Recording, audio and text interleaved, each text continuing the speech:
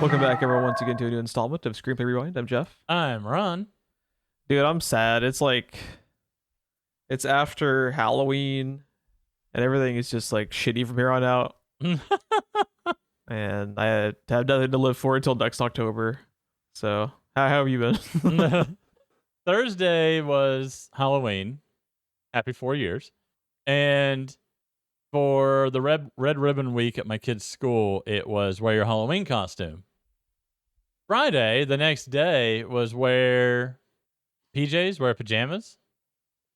When I was picking the kids up from school, you have no idea how many kids were already in like Christmas pajamas and were bringing out art projects that were like the Grinch and stuff. Fuck them kids. November 1st. My kids were still in their skeleton pajamas. God bless them. Their glow-in-the-dark skeleton pajamas. But I don't know. I kind of agree with Jerry Rocha. To him, spooky season is the 31st of October all the way to Thanksgiving. He just fills that all with horror month and moves on from there.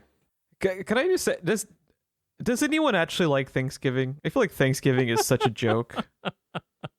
Like all it is like Thanksgiving food. Let's overeat for a day.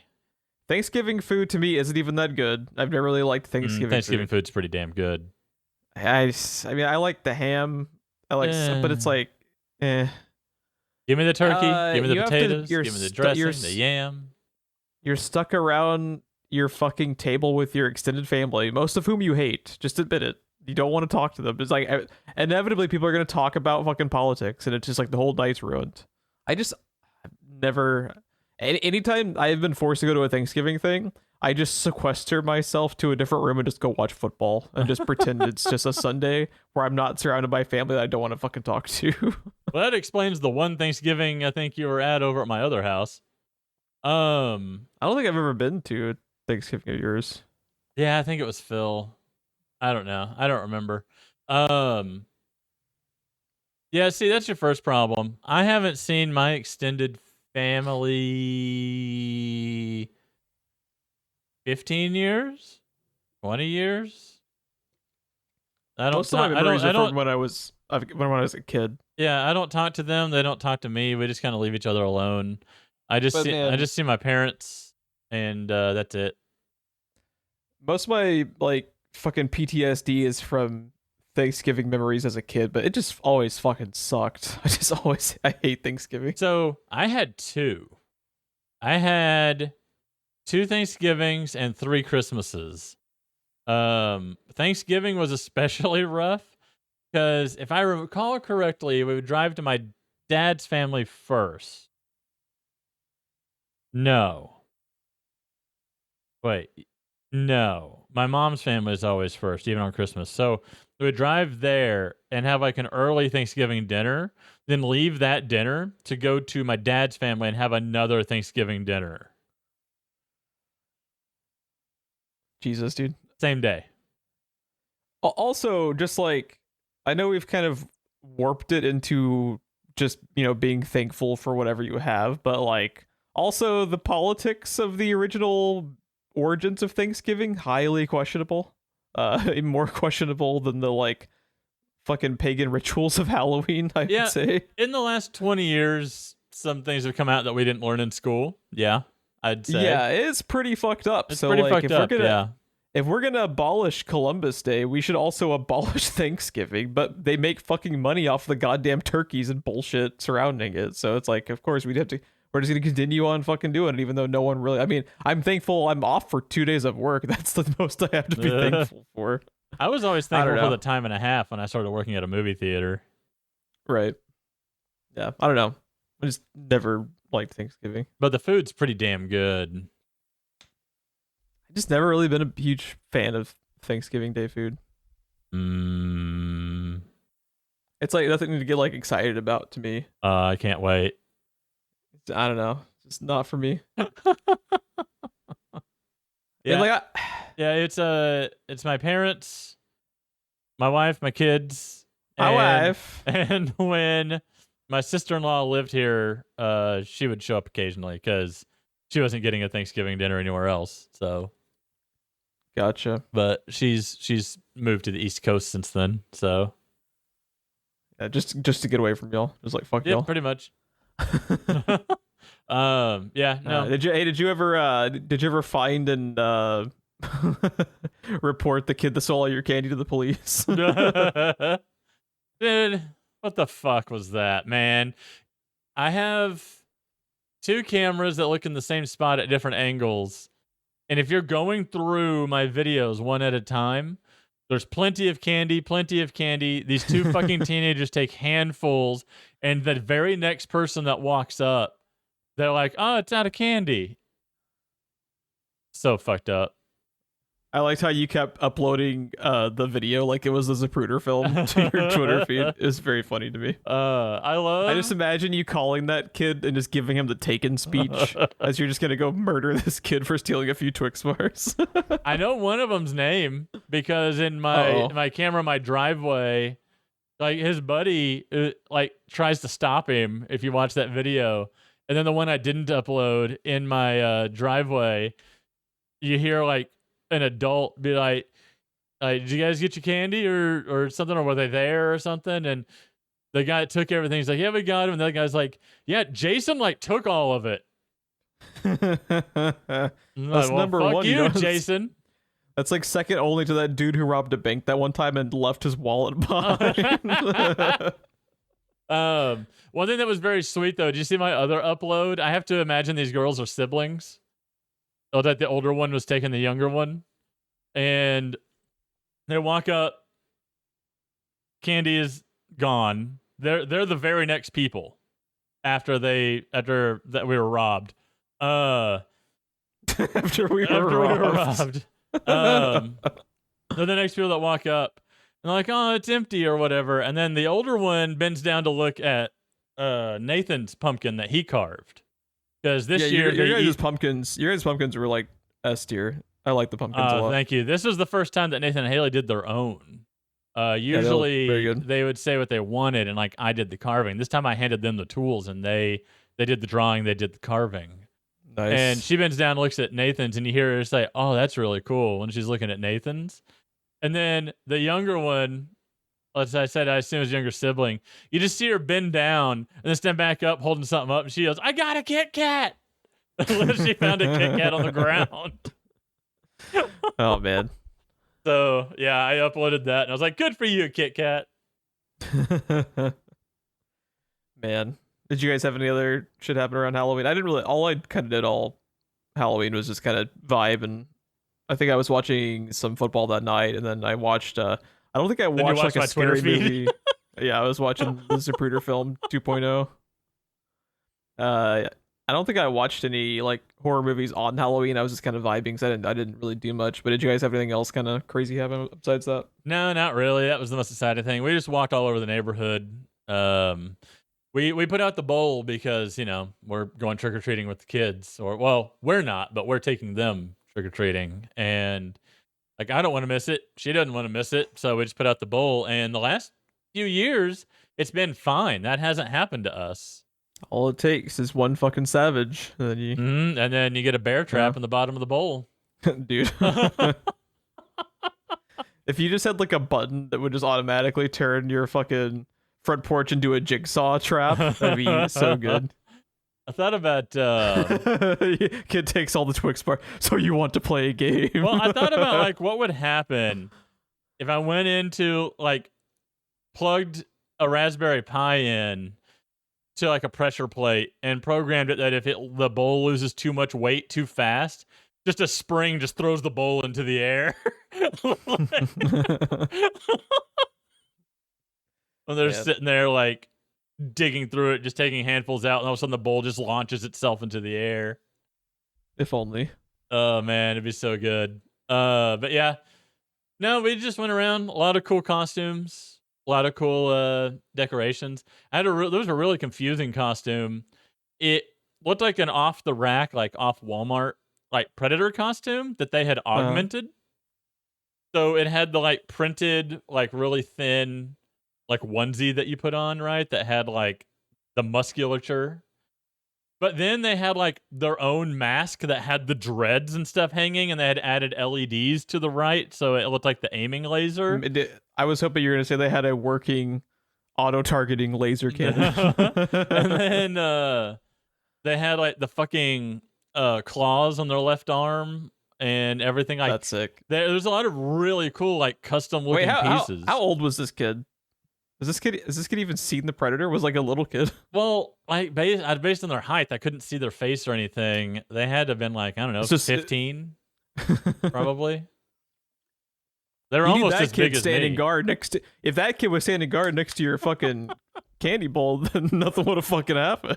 But it had like a lot of really custom looking pieces to it, and then like the under part was like an off the shelf thing, but it looked like the Predator. Like I recognized it as the Predator, but it was like an off the shelf like printed thing. Did I send you the video of the NFL player that showed up? It was one of the Cleveland Browns guys that showed up in a complete Terminator suit. Oh, like dude. He had makeup effects done to where he had the like half metallic head. It was really cool. Man. Super cool. I'll have to find it for you. The sweetest thing that happened, no pun intended, is me and Chris were standing in the driveway waiting for the kids to go up, ring the doorbell, do the whole thing, right?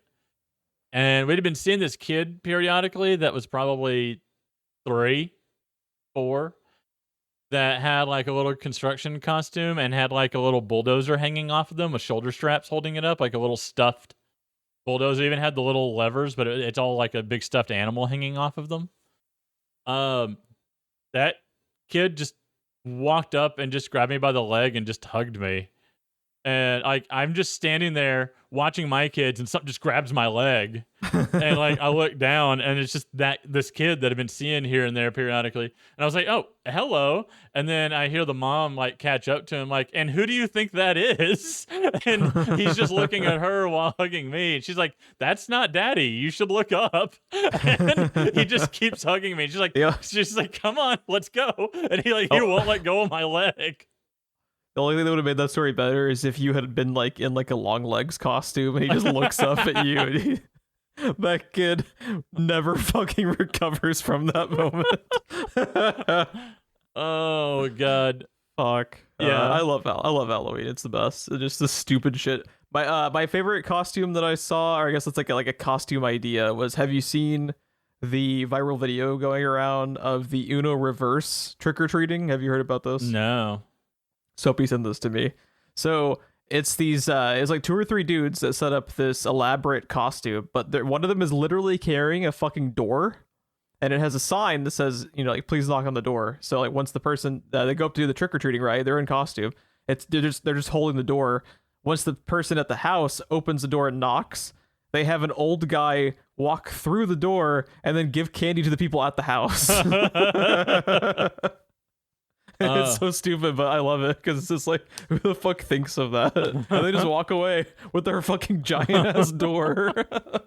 Did you see there was a picture on Twitter of a guy dressed up as a gingerbread man? I did not see that. He was just a redheaded white guy with a bunch of bread hanging from his neck. That's awesome. The 2 other things that were really good that happened. There's this old lady in the neighborhood. She has one of those walkers that's also a chair, and she's just sitting at her front door, like her screen door. Like you can see her when you walk up. She's sitting there watching us walk up, and the kids still ring the doorbell. And I was like, "What are you doing?"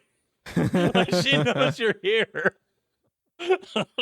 That's hilarious. But one thing that was really cool is my favorite house, because I love their decorations every year. It's too scary for Haley. She can't handle it. And I couldn't convince her to go up.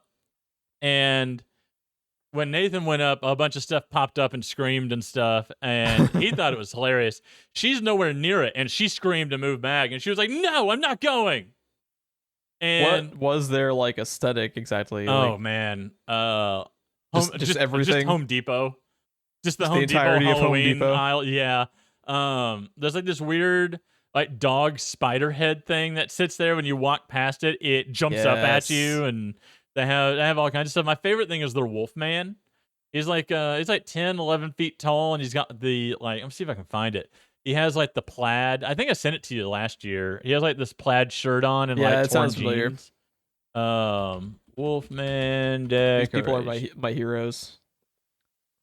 Let me see. That is a costume, not a decoration.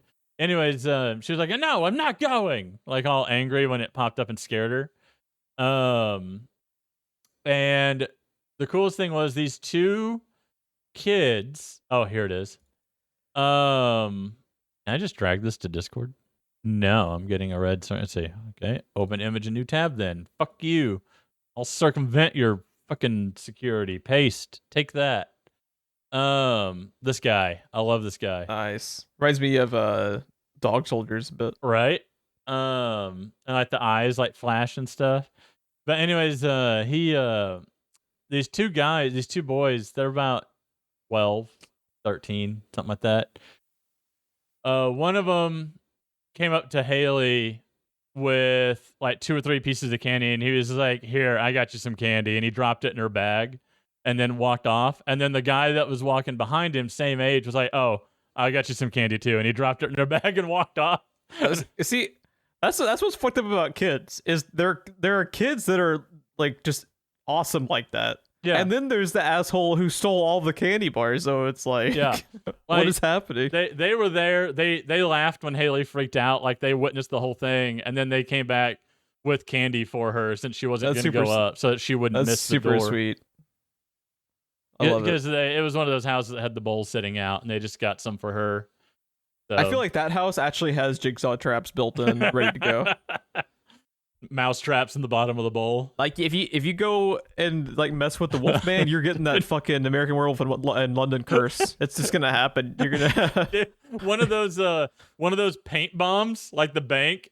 So if they just upend the bucket into their bag and then walk past a certain point in your driveway, it just explodes. That is genius. And it's fluorescent, so they pass by any black light, it just light up. It's too good. Oh man. I've never actually seen this Wolfman in the daytime, so the face looks kind of dopey, but the rest of him, he's really good. I mean, in really the dark, he's really good. Yeah, I was gonna say that all they really have to do is make it look cool in the dark. You know, it's whatever. Like me, I look my best in the dark. Yeah, I look my best when you can't see me. Oh man. So before we talk about Color Out of Space today, we usually start off with our Q&A section. Did we have any comments or questions? Oh, you know what? I did not even look. Give me a second. You son of a bitch. I know. I'm glad I didn't do anything with YouTube because apparently I'm still on the podcast account. All right. Let us see. Really? Oh, okay. Yeah, we have the one. It didn't show up because I had already replied to it. We have one from Bobby, the ever enigmatic producer intern Bobby. He left this on American Werewolf in London. Good podcast. Go listen. Thanks, Bobby. Love you.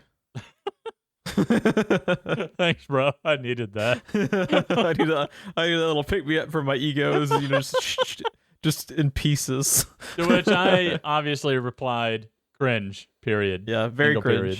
Very cringe. That is a callback to our what was to that our last jackass? comment. What was the jackass replying about? Was it Kung Fu Hustle? It was Kung Fu Hustle. It's just cringe. Man, this is period. so cringe. These guys that do a podcast talked about the movie. Cringe. Get the fuck out of my sight. Cringe. ... Oh, I love Lord. it. If you have a cringy comment for us that you would like us to talk about, you can always email us at screenplayrewind@gmail.com. Or drop it in the YouTube comments. Can I book report 2 movies I watched real quick? Just real fast? Yeah. We already talked about Halloween for 20 minutes, so like how long are we talking here? I don't know. I was just gonna say like maybe like 5 minutes on both movies total. You're good. You're good. So I went back and watched Cursed, like I said I was going to, because I'd never seen the whole thing all the way through or anything. This was one of the werewolf movies we talked about, right? Yes, it was a movie that when I worked in IMAX projection, it played in house number 3, which was next to the projection booth for IMAX. So I caught a lot of it just walking by and standing in the window, but I'd never actually sat down and watched it. It's very young adult, so it's not anything I'm probably ever going to bring to the podcast. It's like a darker.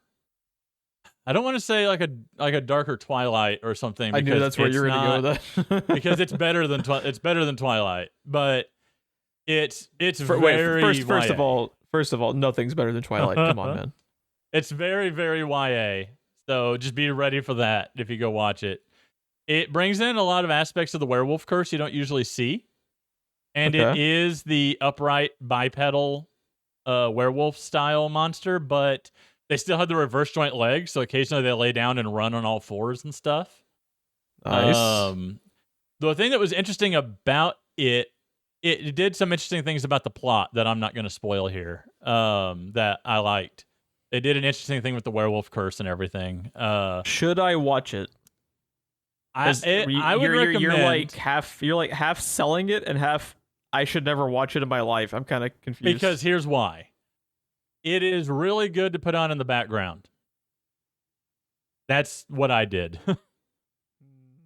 See, that's a hard sell for me because I usually don't watch movies in the background. I usually don't have stuff just like happening ambient around me.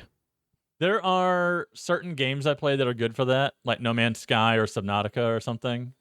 That it's really good to like put in the background. If something really grabs my attention, I don't just die because I stopped what I was doing and watched the scene.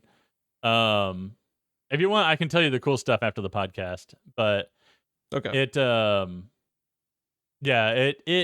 got some cool stuff. It has a really bad CGI transformation scene, but the rest of the monster, a lot of it looks like a weird combination between like an American Werewolf in London and like, I don't know, something from Underworld or something, because they're the bipedal ones, but the face really reminded me of American Werewolf in London. But yeah, it's very young adult. It's okay. It's not good. It's not bad. It's okay. The other one that I watched is a movie from 1931. Nice. I had heard about this movie, and HBO keeps putting it in my face. It's on HBO Max. I believe Cursed was too. I believe I watched them both there. But I pronounce it vampire. I've heard it pronounced vampire. I've heard it pronounced wampire. Vampire. Vampyre. The poster is really cool. It's like a scarecrow type thing holding a sickle. I gotta say, for a movie from 1931, it's doing a lot of stuff ahead of its time. It's about 70 minutes long. I highly recommend checking it out. It's black and white, obviously. It is a talkie. It does have them words in it, but not very many. There's very few lines. It's all ambience and this one poor schmuck that keeps walking into things, reacting to them. And it has these, whenever it changes scenes, it pauses the movie and just puts a black frame with white text up to explain what's going to happen next. So it's like a silent film hybrid almost. So it's what I was about to say. You know how we talk about movies like Lord of the Rings are at a weird time where they're using old techniques and new techniques? This movie does a lot of old stuff and then stuff that's kind of revolutionary for its era. It's not an English movie. It is subtitled.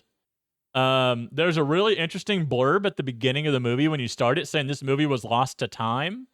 And then sections of it were found in different languages and spliced together to make the whole movie again. Are you sure this isn't the Ring videotape? Like, has it been 7 days since you watched this?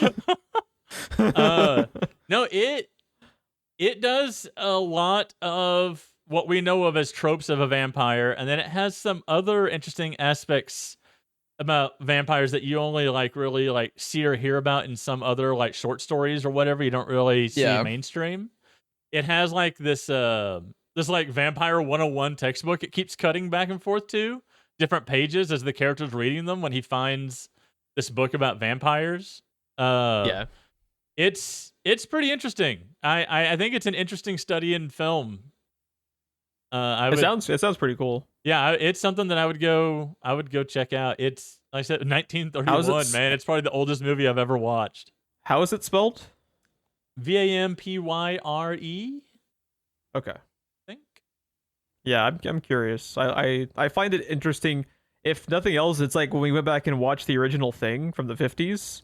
Yeah. Seeing how much the industry changes over time, like we talked about in that, is always fun if you're a film nerd, where you get to go back and see something that was kind of like a status quo for the way movies were made in a given time. Yeah. And then you cut ahead even 30, 40 years, and it could be completely gone from the industry and will never return, just because either technology advances or they realize it's not effective storytelling, like in the Thing movie, where they would have 20 fucking generic white guys talking all at the same time, and I couldn't tell you a single fucking character's name.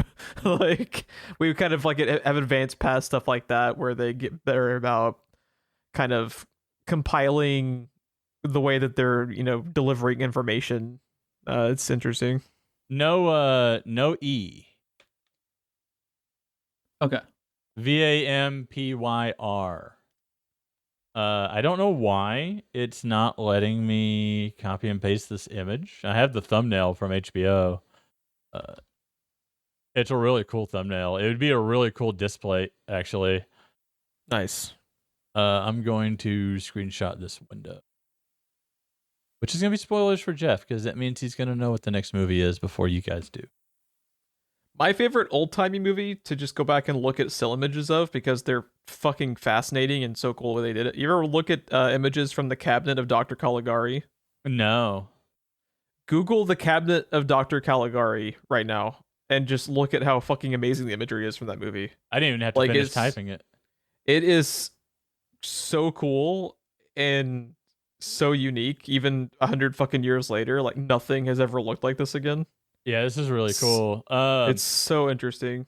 So Vampyr does, I believe that's what they say in the movie. I feel like I caught it in between subtitles. They do a lot of really interesting. Oh, I like the poster for this. They do a lot of interesting things with light and shadow, because it's a black and white movie. They do a lot of the stuff we talked about with the lighthouse in this movie. Yeah. And have you ever seen Dracula Dead and Loving It? I've seen clips for it. I don't think I've ever actually watched it in its entirety. Do you know the gag with the shadows? Like, his shadow keeps going off and doing different things, and he has to yell at his shadow to stop it and stuff? Yeah, I think you sent me a video of that. Yeah, their shadows are walking off and doing different things in this. And they do a really cool thing with shadows where they're like ghosts that you can hear, but you can't see them, but you can see their shadows on the wall. That's neat. It's really neat. They do a lot of really cool things. There's a whole ballroom scene with an empty ballroom and just shadows on the wall of people dancing and stuff. Very cool. Yeah, it's really neat. It's really interesting. I don't know how interested you're going to be in it, plot wise or anything, but it's because it's on the surface level, it's a little boring. It's not like there's a lot of special effects happening in 1931 or anything. And actually, I think I got it wrong. I think it's 1932. But as a study in film, it's really interesting. Yeah, I think it's fun to go back and look at stuff like that and just kind of see the novelty of it, because at the very least, how bare bones the production was made them have to be creative with stuff like that, because that was the only way to have cool shit on the screen, is they have to fucking figure it out, And odds are good you either have HBO Max, Disney Plus, or both, so it's gonna cost you 70 minutes, and if you don't like it, you can turn it off, right? You already have it. Yeah, for sure. Yeah, it's interesting to look at the very least and kind of skim through it. So yeah, these screenshots that I'm looking at of the Cabinet of Dr. Caligari are interesting. It's like the darkest Dr. Seuss book I've ever looked at. Right? They also Everything have is like, right angles. I don't know what they did too. A lot of it is like fishbowl lenses. It's like very warped and distorted, and it's so interesting. There's a really interesting comparison of, I assume, a character from this movie next to Danny DeVito as the Penguin, and there's a lot of similarities, actually. Actually, this all looks like something Tim Burton would have come up with. Yeah, it's like it's just probably Tim Burton's favorite movie of all time that wasn't made by Tim Burton. Yeah, it's very, very Tim Burton. Oh man, I scrolled back up. I can't find it now. The side by side of this character and the Penguin. Dude, talking about this shit though, they released those fucking posters for Nosferatu. Yeah, I'm still avoiding the trailer, but those posters were really good. Fucking excited for that movie, dude. Oh my god, can't wait. All right, especially the one with Willem Dafoe. That was really good. That might be on my wall one day. Did I get you a new display? I gotta like it's Willem Dafoe. It's an Eggers movie. It's a throwback to. I'm just such a fucking nerd for all of the above. That yes, purchase, add to cart. Yeah, if you go back and watch Vampire, I'd be very interested to hear a book report from you. Okay. I could not watch that movie without my brain flickering back to The Lighthouse, which I know is reverse order. This movie came before Lighthouse, but like everything that was like novel and watching how they played with black and white in that, like this was all they had to work with in Vampire, and I'm seeing a lot of the same techniques, a lot of the same lighting and stuff. Like it's very well made. I'm such a dork for classic old school movie making techniques like that. I'll probably appreciate it, because that's the thing. It's like usually when you're watching an old thing like that, at the very, very least, you're going to appreciate the fact that it was made, period, and how they went about it. It's like, yeah, it's not going to work as a narrative, like film technically, but as a kind of throwback to appreciating the way movies used to be made and how creative they had to be. It's very admirable, I'd say, at the very least. Did you see that thumbnail from HBO I sent you? The sickle? Yeah, very cool. It almost gives me like Bloodborne vibes. I know. I got some Bloodborne vibes off of some of the characters in that. I'm getting that from this Dr. Caligari stuff too. I'm looking at. Yeah, that has to be a callback to Caligari with the penguin, because it's even his stature is like the exact same. Yeah, even the way he's carrying himself. Like Tim Burton had to have had this in the back of his mind as he was setting out. Like the only thing different is there's nothing in the left hand, and the right hand is an umbrella instead of a cane. Exactly. It's so, just a little bit more modern. It's a little bit more Penguin from the comic book than this is. It's about 15 degrees tilted towards the Penguin. Exactly. Everything else, it's the same silhouette. Yeah. I'll at the very least kind of like skim through the Vampire stuff and let you know, so you can hear my thoughts on it, because I am curious at the very least after their Bloodborne title card thing up here. And their use of music was very restrained. Music only came in at certain moments and stuff too. I like some of our favorite atmospheric stuff we've talked about. It was very interesting, everything we've talked about, going back and watching this, and it's like, holy shit, this movie's doing all of it. Right. And it was all they had, like you said. Yeah. Yeah. Anyways, I went a little longer than I intended to, but I wanted to throw that out there because I mentioned Cursed last time. I was going to go back and watch it because I'm starving for more werewolf stuff. And it's because it doesn't fucking exist. There's nothing. I know. There's like 5 movies in the history of mankind. Like, why don't we have more? And like Cursed scratched that itch, but this movie was really cool. HBO's been throwing it in my face for a little bit now, and I've been wanting to just kind of check out what it is. So I had not heard of it, so I'm curious. Yeah, it's interesting. Like I said, I think it's primarily a German film, and I think the beginning says that they splice it together from like German prints and like Polish prints or something, because the original film was lost to time. Which made it even more interesting to watch. Yeah, crazy they were able to patch it together. There's actually made me think of that is did you know there's tons of like old Doctor Who episodes that are lost to time because they just didn't think anyone would ever give a shit? Yeah. There's a lot of the Batman 66 set that was recycled for other TV shows and stuff too. Yeah. There's just so many fucking reels of Doctor Who episodes that got fucking burned because they didn't think anyone would ever care. Yeah. So they just lost the time. It's wild. Yeah, it's crazy. With everything now being like just permanently, you know, unless it's deleted for a fucking tax write-off, like everything is just forever, you know? Right. With the way we have everything kind of logged. It was also just novel watching a film with film grain and roller scratches and stuff again. Dude, I have so much nostalgia for the roller scratches. that puts me right back in the bane of our existence professionally. And now here we are, however many years later, like, roller scratches. I'm so nostalgic for the roller scratches. but you know what? It wasn't ever my fault. It was somebody else's fucking fault for being an idiot, not paying attention to their stupid projectors. So. Man. You want to talk about some Lovecraft? You want to talk about some Color Out of Space? Let's talk about some Lovecraft. The Nicolas Cage Lovecraft. Spoilers in advance. I forget if we said if you do have any questions for us, we will pretty much discuss any prompt or question. You can always email us screenplayrewind@gmail.com or drop in the YouTube comments, and we'll do you have any like classic movies that have interesting filming techniques that Ron and I maybe aren't familiar with? Like, drop it in the comments. We'll investigate and kind of take a peek, and you know, we're always eager to learn more about like classic movie making techniques. As you heard, as we just gushed over the lighthouse in that episode for like 2 straight hours of how awesome it is. So yeah, just drop it in the comments. You know, like we're always looking for more stuff to learn. And I am such a movie geek for classic stuff like that I will totally check out Vampire. Let you know. Cool. Yeah, I'm interested to hear what you had to say. For sure. So this episode is going to have spoilers for both the Color Out of Space short story and the film adaptation from 2019 from Richard Stanley with Nick Cage.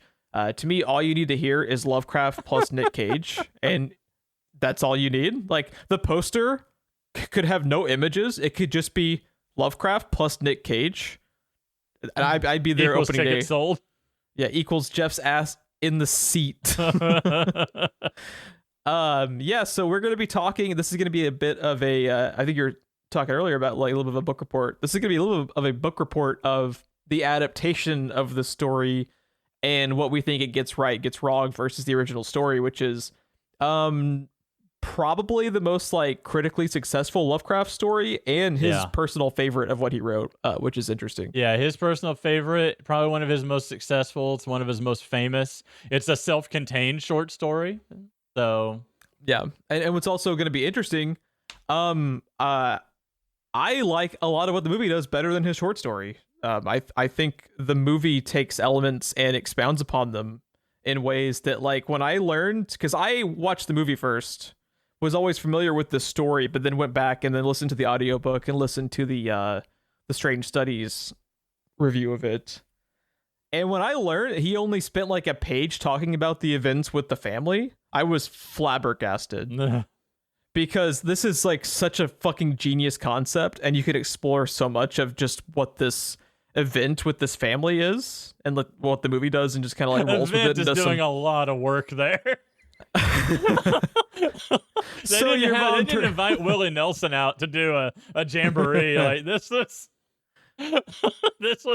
an event. So your mom turned into a bloodborne creature. It's okay. It's an event. But yeah, we'll get into it. So what are your thoughts? Let's kind of start like we'll kind of like circle back to the short story. Where does Color Out of Space rank for you? I think you have listened to more Lovecraft stuff than I have. I've listened to most of the like heavy hitters, but I haven't listened to like the entirety of that collected audiobook. I've only listened to like a few stories from it. Yeah. So where does this rank as far as like Lovecraft stories and novellas for you? I haven't gone through all of his stuff yet. Some stuff I've read, some stuff I've listened to. Of what I have been through, it's probably top 5. That's kind of where I am. It's like I wouldn't say it's my favorite. Yeah, it's not my favorite by a long shot. Because on the surface, while a lot of important stuff happens, not a lot happens either at the same time, but it is an interesting concept of how whatever this is fucking with this family. That is to me what makes The Color Out of Space like a good story, but maybe his most frustrating story for me personally, because this is a gold mine. Yeah. Like look at what all they thought of for this movie, for this thing that happens with this family. And he just it's so interesting because like part of what makes Lovecraft is just the fact that he was a giant fucking science dork. Yeah. And he spends more time talking about the spectroanalysis of the fucking rock than he does with the events with this family, which is like the best horror concept the man ever fucking created. And I'm just like, I was blown away, dude, because I thought some of the shit that happens in the movie was from the story. None of it is outside of the core concept. And I was blown away. Now, that's granted, that's not fair because I watched and read it out of order, or listened to it out of order. You know, I watched the movie and then went back. But also, it's just like, I think Lovecraft, what makes him unique is that he viewed so much of his stuff as science fiction instead of horror. And when I like Lovecraft is when he would delve into the more horror elements of like his writing. Right. But Lovecraft, this was his favorite thing he ever wrote because it's so focused on it being like a scientific fucking report. Like okay, like for instance, Ron, if you're developing a horror story, the point of view can't be a guy who heard about what happened from a guy who heard about what happened. Right. That cannot happen. That is like 101. And Lovecraft knew this because my favorite Lovecraft thing is The Shadow over Innsmouth. And the chase sequence in Shadow over Innsmouth is to me the best thing he ever wrote out of what I've experienced because that shit's intense. It's also one of the best chase sequences today in video games. Man. Like people still talk about that. I love that story. And it's like the Call of Cthulhu. They fucking ram a great one with a yacht. And it's badass. Right. You know, it's like he would write if shit I go down, I'm taking you with me. Dude, it's so awesome. Like he would write shit like that is intense and has like real momentum to it. But then it's just like his favorite thing he ever wrote is like a textbook report. So of what happened. His favorite disciplines of science were astronomy and chemistry. And this is like his only story that hardcore combines both of those two disciplines. Yeah. So yeah, he really wrote this for himself. Yeah. I'm sounding very negative about it. I adore the concept, and that's the thing too. It's like what's so frustrating about it is like Lovecraft could write like his phrasing is really good. I just usually don't like the framing device on some of his stuff. You know what it reminds me of? I've been thinking about this a lot the last few days. So if I end up rambling a lot, I've just been really thinking about this a lot. I equate like so much of Lovecraft stuff to Stephen King. For some reason, when you started to say Stephen before you restarted, I was like, what's Spielberg have to do with this? No, but like the way that I equate like Stephen King to Lovecraft is I feel very similar in that I feel like Stephen King, just like Lovecraft, is a conceptual genius, but I end up liking adaptations of his work and stuff that it influenced more than his actual work itself. I can see that. Because when I'm listening to like Color Out of Space, I'm just like, dude, shift to the family. What are you doing? But it's his favorite work. I can't argue with that. He's the writer. He set out to write what would make him happy, and he was famously very hard on himself. Like he hated almost all of his work. He was his worst critic. He is the ultimate like case of imposter syndrome. And what's funny is like he had all of that imposter syndrome, and he wasn't even like a big commercial success. Yeah, like The Shadow over Innsmouth was the only one of his works that was published as a book. There was also a lot of stuff published after his death by his friends that he had entrusted his stuff with. But I think, and I've been thinking about this a lot, I think a lot of why he didn't find success in life as a writer is because people are looking back at all of this stuff combined on a macro level, and like a lot of his stuff was, very, very like cutting edge as far as like having a connected universe, having these concepts that merge together. That was pretty rare. He has like this big interconnected universe. He has wonderful concepts, but a lot of the time it's just like all he had to do was just like shift the focus a little bit, and I think he would have found more success. Like if this had been written like the way the movie is, as far as just like a really chilling tale of what happens with this family, and it's from mostly their perspective, I think he would have had a lot more success with readers, because you read it and like I said, like The Color Out of Space reads the way that you would learn stuff in a textbook at school. Mm-hmm. And he wanted to write these things that make him unique. And it made his legacy last all these decades later, but it's just so specific and it's so different from thing to thing. Like, you compare like From Beyond to Color Out of Space. From Beyond is doing like what I'm talking about, what I wanted this to do, where it's like all it is focus on the guy that experiences it. Yeah. It's, does any of this make any sense? No, I get you. Yeah. It's funny. It's just interesting to me. One of his biggest trademarks to me, because of the lens that he writes through, is there's the cosmic horror and all those elements too, and the light descriptions on things, all the stuff you think about with Lovecraft. But one thing I don't really hear a lot of people talk about is, to me, part of the point is always a little bit of unreliable narrator, because there is always either this, I heard this from a guy who heard this from a guy, or I am clearly insane and have gone mad and I'm going to relay this story to you, and how much of this is your madness and how much of this happened. He also would like to do the whole thing of, I have actually been crazy this whole time. I'm going to tell you that on the last page. Right. And then he would like that is to me like one of his better kind of tropes, is like when you finish the story, you then apply like a different lens to everything that's happened based on what you just found out at the end, which is pretty cool. How much of what I just heard was actually happened, right? How much of this guy actually experienced? Yeah, for sure. So to me, that's one of the Lovecraft tropes, and that is so much happens to this family on this farm. I think having a guy twice removed is probably a bit much, but I get the concept of having him at least removed from the events, because I mean, like, nobody really walks away from what happens. So you got to it kind of falls into that quote from Pirates of the Caribbean that no survivors. Where do the stories come from then, I wonder? Like, yeah. You can't just have this guy witness everything firsthand and then survive randomly, right? Which this story kind of does, because the guy, it's the same character. They just put him in there to experience a lot of things firsthand, as opposed to hearing it. I don't even know. It's not even secondhand. Would it be third hand? What is the phrasing for how he experiences it? Yeah, in the story? It's crazy. It like the events happened 50 years before the surveyor learns about the shit. Right. It's wild. Like you can't have like he turned the story into like an archaeological discovery, pretty much. Yes. Like he one that everybody wants to bury instead of dig up.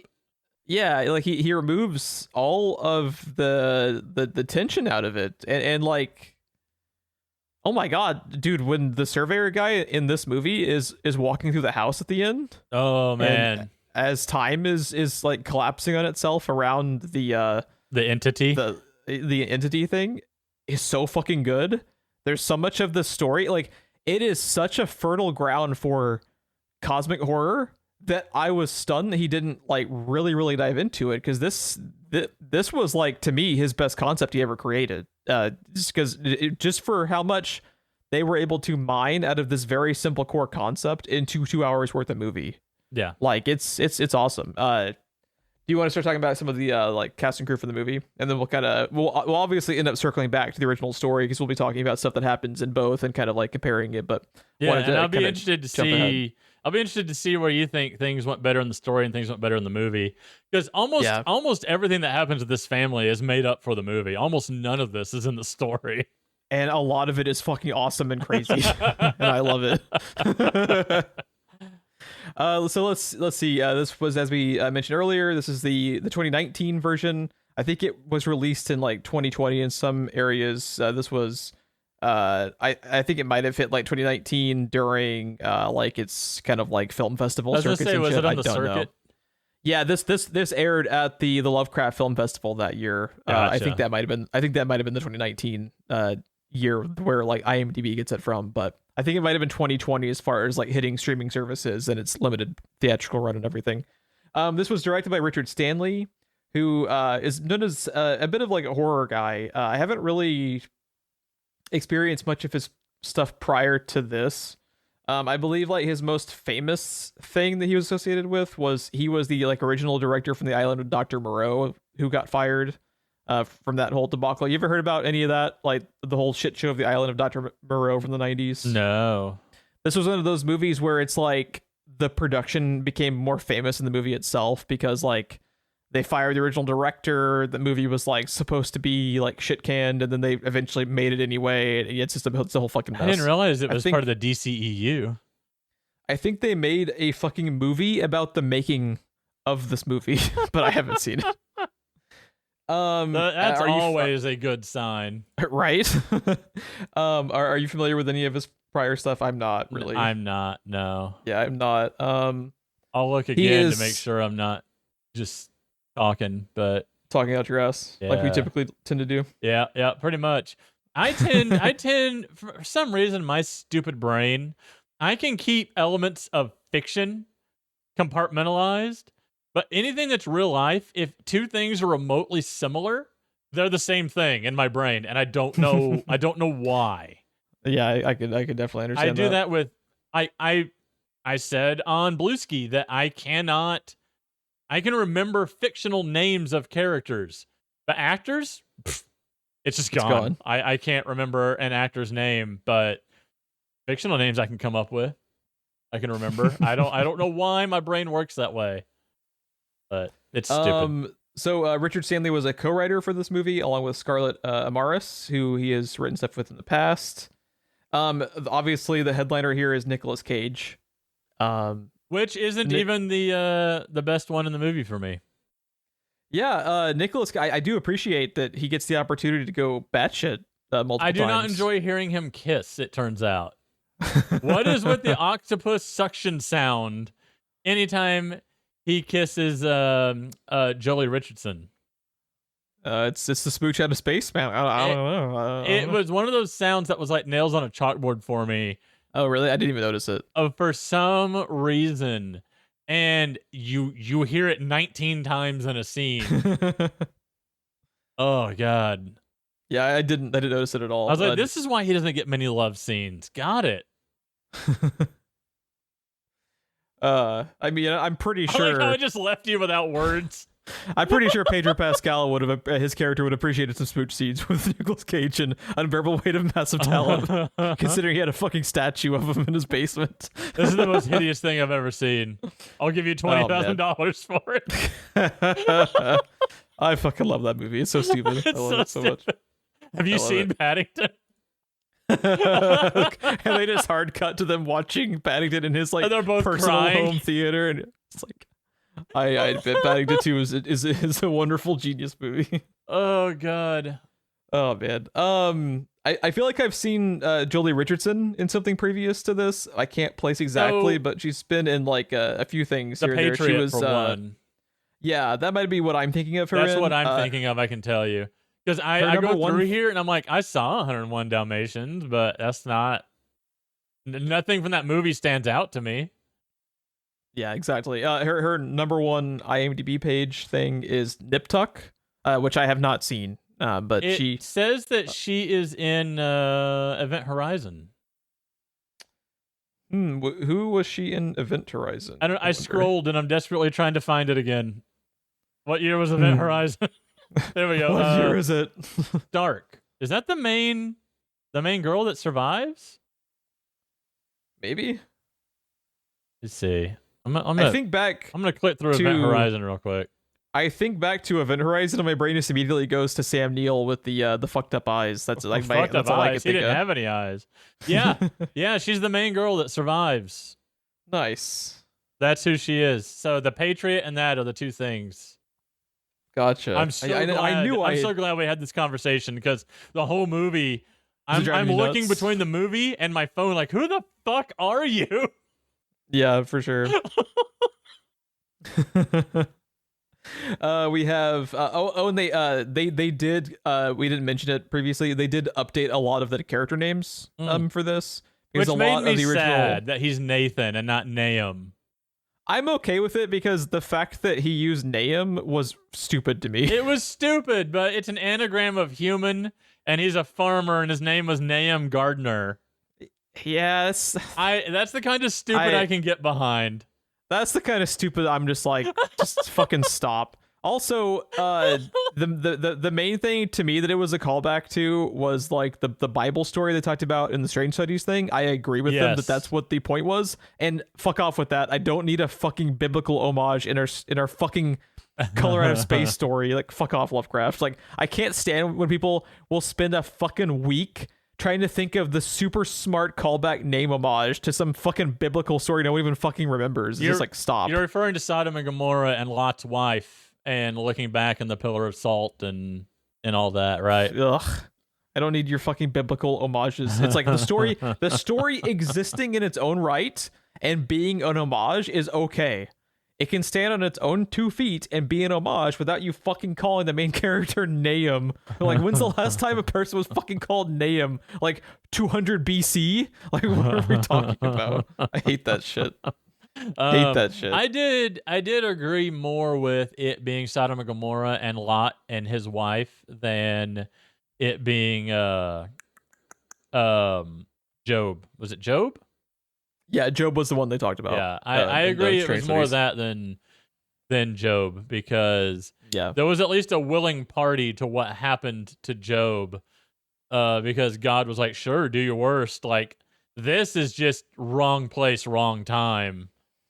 You know what's cool too? I'm glad you mentioned that. That element of this story makes it incredibly unique as a Lovecraft story because almost all of his works, where the scientist is like flying too close to the sun and trying to breach the understanding of what humans are supposed to understand and inevitably get themselves killed or worse. This poor fucking family did nothing wrong. They just happened to live where this fell. Yeah, they just happened to live where this fell, and it's so tragic because of it. And I think him... Now Skeeter, we ain't looking for no trouble. Like, that's the story of Nahum. I think the fact that he did that adds so much heartbreak to the story, and I think it was such a brilliant choice. That's the thing that's different about this story. Because normally there's something horrific or some sort of like divine justice, like in The Hound, they're grave robbing and they steal an amulet and they keep being pursued by this invisible hound. It's usually something like that. It's just a guy. It's just a family. Just a family. They're just trying to live their life. And in it wasn't Strange Studies and Strange Stories back then. It's the same guys, Chris and Chad, the HP Lovecraft podcast they had before then. hppodcraft.com, whatever. They made the I think it was Chad talked about how one thing that is also different about this story is that whatever this creature or entity is, we don't even know that it knows what it's doing is harmful.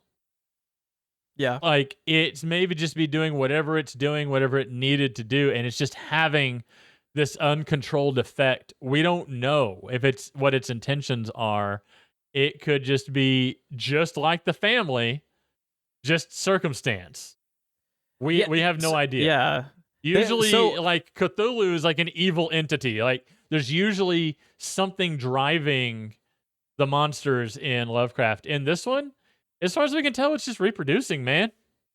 Yeah, so they talk about it in the movie and in the story too, I think to a certain extent, based on like most of the background you get on what happened specifically is Nahum's kind of like speeches he's telling Ami, the original like neighbor Yeah. of where he's just kind of like where he's half lost his mind and he's just kind of like meandering. I just talking figured about something shit. out. Is What'd you figure Ezra out? supposed to be Ami? Ezra is the new Ami. Okay. Yeah. Yeah. Ezra is this year's Ezra's- Ami. Yeah. Ami is so Ezra- last year. We're into Ezra's now. Yeah, I like how I'm assuming they changed it just because Ami is a very rare like name you never see, and they went with Ezra, like just a tier above that as far as names that are possible, but you hardly ever see. Ami is a very rare name that you almost never hear unless you're a Sailor Moon fan. The Sailor Mercury's name is Ami. Yeah. Completely lost train of thought of what I was gonna say now, but it's okay. I know at least 2 people that are going to appreciate that. Yeah. And that is probably the let's only 2 see. people. Another name that you never fucking see is I think it was interesting they kept Lavinia. Was that the name of the girl in the original story, or was it slightly different? I can't remember now. I want to say it's different, but I don't know. I can research that real quick. Yeah, I think it's close. I don't think it's like 100% changed like they did with like Nathan. You mean Nahum? Let's like he's Nathan in the new movie. Yeah. If one of the fucking kids' names in the original story was Zenus, get the fuck out of here, Lovecraft. What are these fucking names? Isn't that a Calm plant? down. That's like the atrocity this family did to deserve all this shit is these stupid fucking names they named their children. Oh my goodness. God, all I can find is the movie. Hang on. I'm fucking trying to find. I finally found Wikipedia. Yeah, I'm on Wikipedia too. I'm trying to find the fucking names of the kids, but I'm only seeing every other kid but the girl, which is really frustrating. He had 3 boys to start with. Yeah, they've changed the amount of kids in the story. No, in the new movie. It's the same amount, but they gender flipped Lavinia. He has 3 sons, right? I thought they had twins in the original story. Really? But I could be misremembering.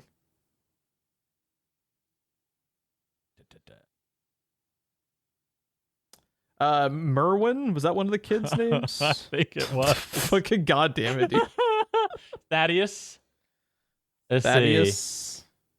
Miss Gardner goes mad. I thought they had like 4 kids in the story and they switched it to being 3 in the movie, but I could be misremembering. But Pierce is not one of them. He's their only outside contact. Thaddeus goes mad, locks him in a different room in the attic. Thaddeus dies in the attic. Merwin, and then Zenus. So Thaddeus, Merwin, and Zenus. Now, to me, Zenus smacks of Xenia, which is a flower, right? Yeah, Xenia is a plant. I swear to God, they had a weird L name for one of the kids in the original story. Dude, Wikipedia's never been wrong. They're just, let's see. One of the most trusted sources for every middle school teacher. I like how we've completely. Did we just stop the grinded. podcast at this point? We just stop the entire podcast because it's gonna drive me fucking. You start talking about the next kid actor, and I'm gonna look because I swear to God there was another kid. So you start continuing down the rest of the cast. I just remember the 3 boys. I think 2 of them might have been twins, but I remember the 3 boys. So Madeleine Arthur was Lavinia. She's my favorite character in this. I like her a lot too. I think she does a really good job. Yeah, I like her a lot. Elliot Knight is our hydrologist. I like that word a lot. I've never heard that word before.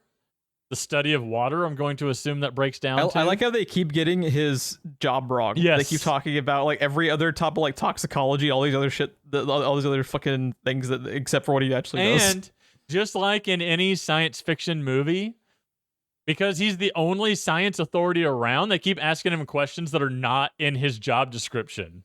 Things that are not his specialty. Like, yeah, science is loosely all tied together, right? It's all the same thing, but he's a hydrologist and they're asking him about biology.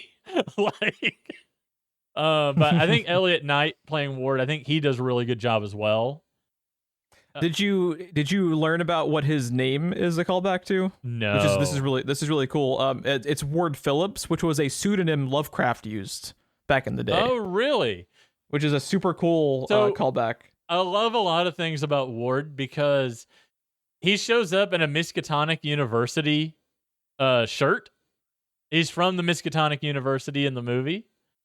And if you know anything about H.P. Lovecraft, the university, the only university ever mentioned in anything is the made-up Miskatonic University. I also love that Nick Cage, when he's shaking his hand, he's like, oh, let me guess, Boston. And he's like, Providence, actually. H.P. Lovecraft is from Providence. He was basically born and raised and lived his whole life in Providence. So that was really cool. They dumped a lot of Easter eggs in this movie, and like half of them have to do with Ward. Super cool. The one that when I saw his name come up in the opening credits, I was like, Tommy Chong. What? Tommy Chong's really good at this. Tommy Chong's really, really good. He's really he's good. Just Tommy Chong, but he's really, really good. Dude, when he's talking to him about the voices beneath the house, the little tent thing is so good. The work he does for the recordings at the end and what they do to change his voice from word to word is so fucking good towards the end. Yeah. I love that Especially the recording. I don't think the recording's moving at a set speed. So his pitch of his voice is changing as he's talking. Brendan Meyer plays Benny Gardner. And Jack Gardner, some of the most terrifying stuff that happens with that character. Dude. Played by Julian Hillard. We're going to talk about Sheriff Pierce, Josh C. Waller, and I don't even know. God, fucking Dagon or someone help me. Kioriyanka? Nailed it first try. I can get Kioriyanka? Kioriyanka Kilcher? Mayor Tuma. I don't know what that's a reference to, and I don't know what she's doing in this movie. The actress was fine. I don't understand the character. The Tuma thing, specifically with the name, has to be a reference to something that I just don't know, because it's very specific. The only thing that comes to my mind immediately is usually these things are happening in a tomb, and her name is Tuma. But the other thing that comes to mind is tumor, and the focus of this movie, they changed. The inspiration for the movie is different in my mind than the inspiration for the short story. For this, it's all I get these two words mixed up. I need your help, Jeff. It's either a metaphor or an allegory for cancer. Yeah. One of those two words applies. And Mayor Tuma sounds a lot like Major Tumor. That's the only thing I can come up with that. So I think you're thinking of like allegory, because like allegory is like the more zoomed out kind of thing. How like X-Men is an allegory for minority groups. So I think it's like an allegory. I think allegory is what I'm looking for. I think metaphor is used to like specifically to like make an example or like teach a lesson or something also. And allegory I think is like for story or like alludes to. Because this whole thing is about cancer. The original short story was about space rock scary. Because H.P. Lovecraft was afraid of everything. He was afraid of people. It didn't matter what color they were. He was afraid of white people. He was afraid of black people. He was afraid of music. He was afraid of science, despite how much he loved it. He was afraid of everything he could be afraid of. And he wrote based on headlines a lot of the time. He whatever the biggest headline was, he tended to incorporate in his stories. And there had to have been something. Andrew Lehman would know. There had to have been something at the time. I was researching before the start of the podcast when the Tunguska event happened. Because when I hear the phrase blasted heath, not only do I fucking put up devil horns and headbang, but when I hear blasted heath, I think of the Tunguska event of 1908 that we didn't actually know about until much later. And everything I've read pegs that discovery between 1927 and 1930, and the first images were taken of that during that time. This story was written in 1927.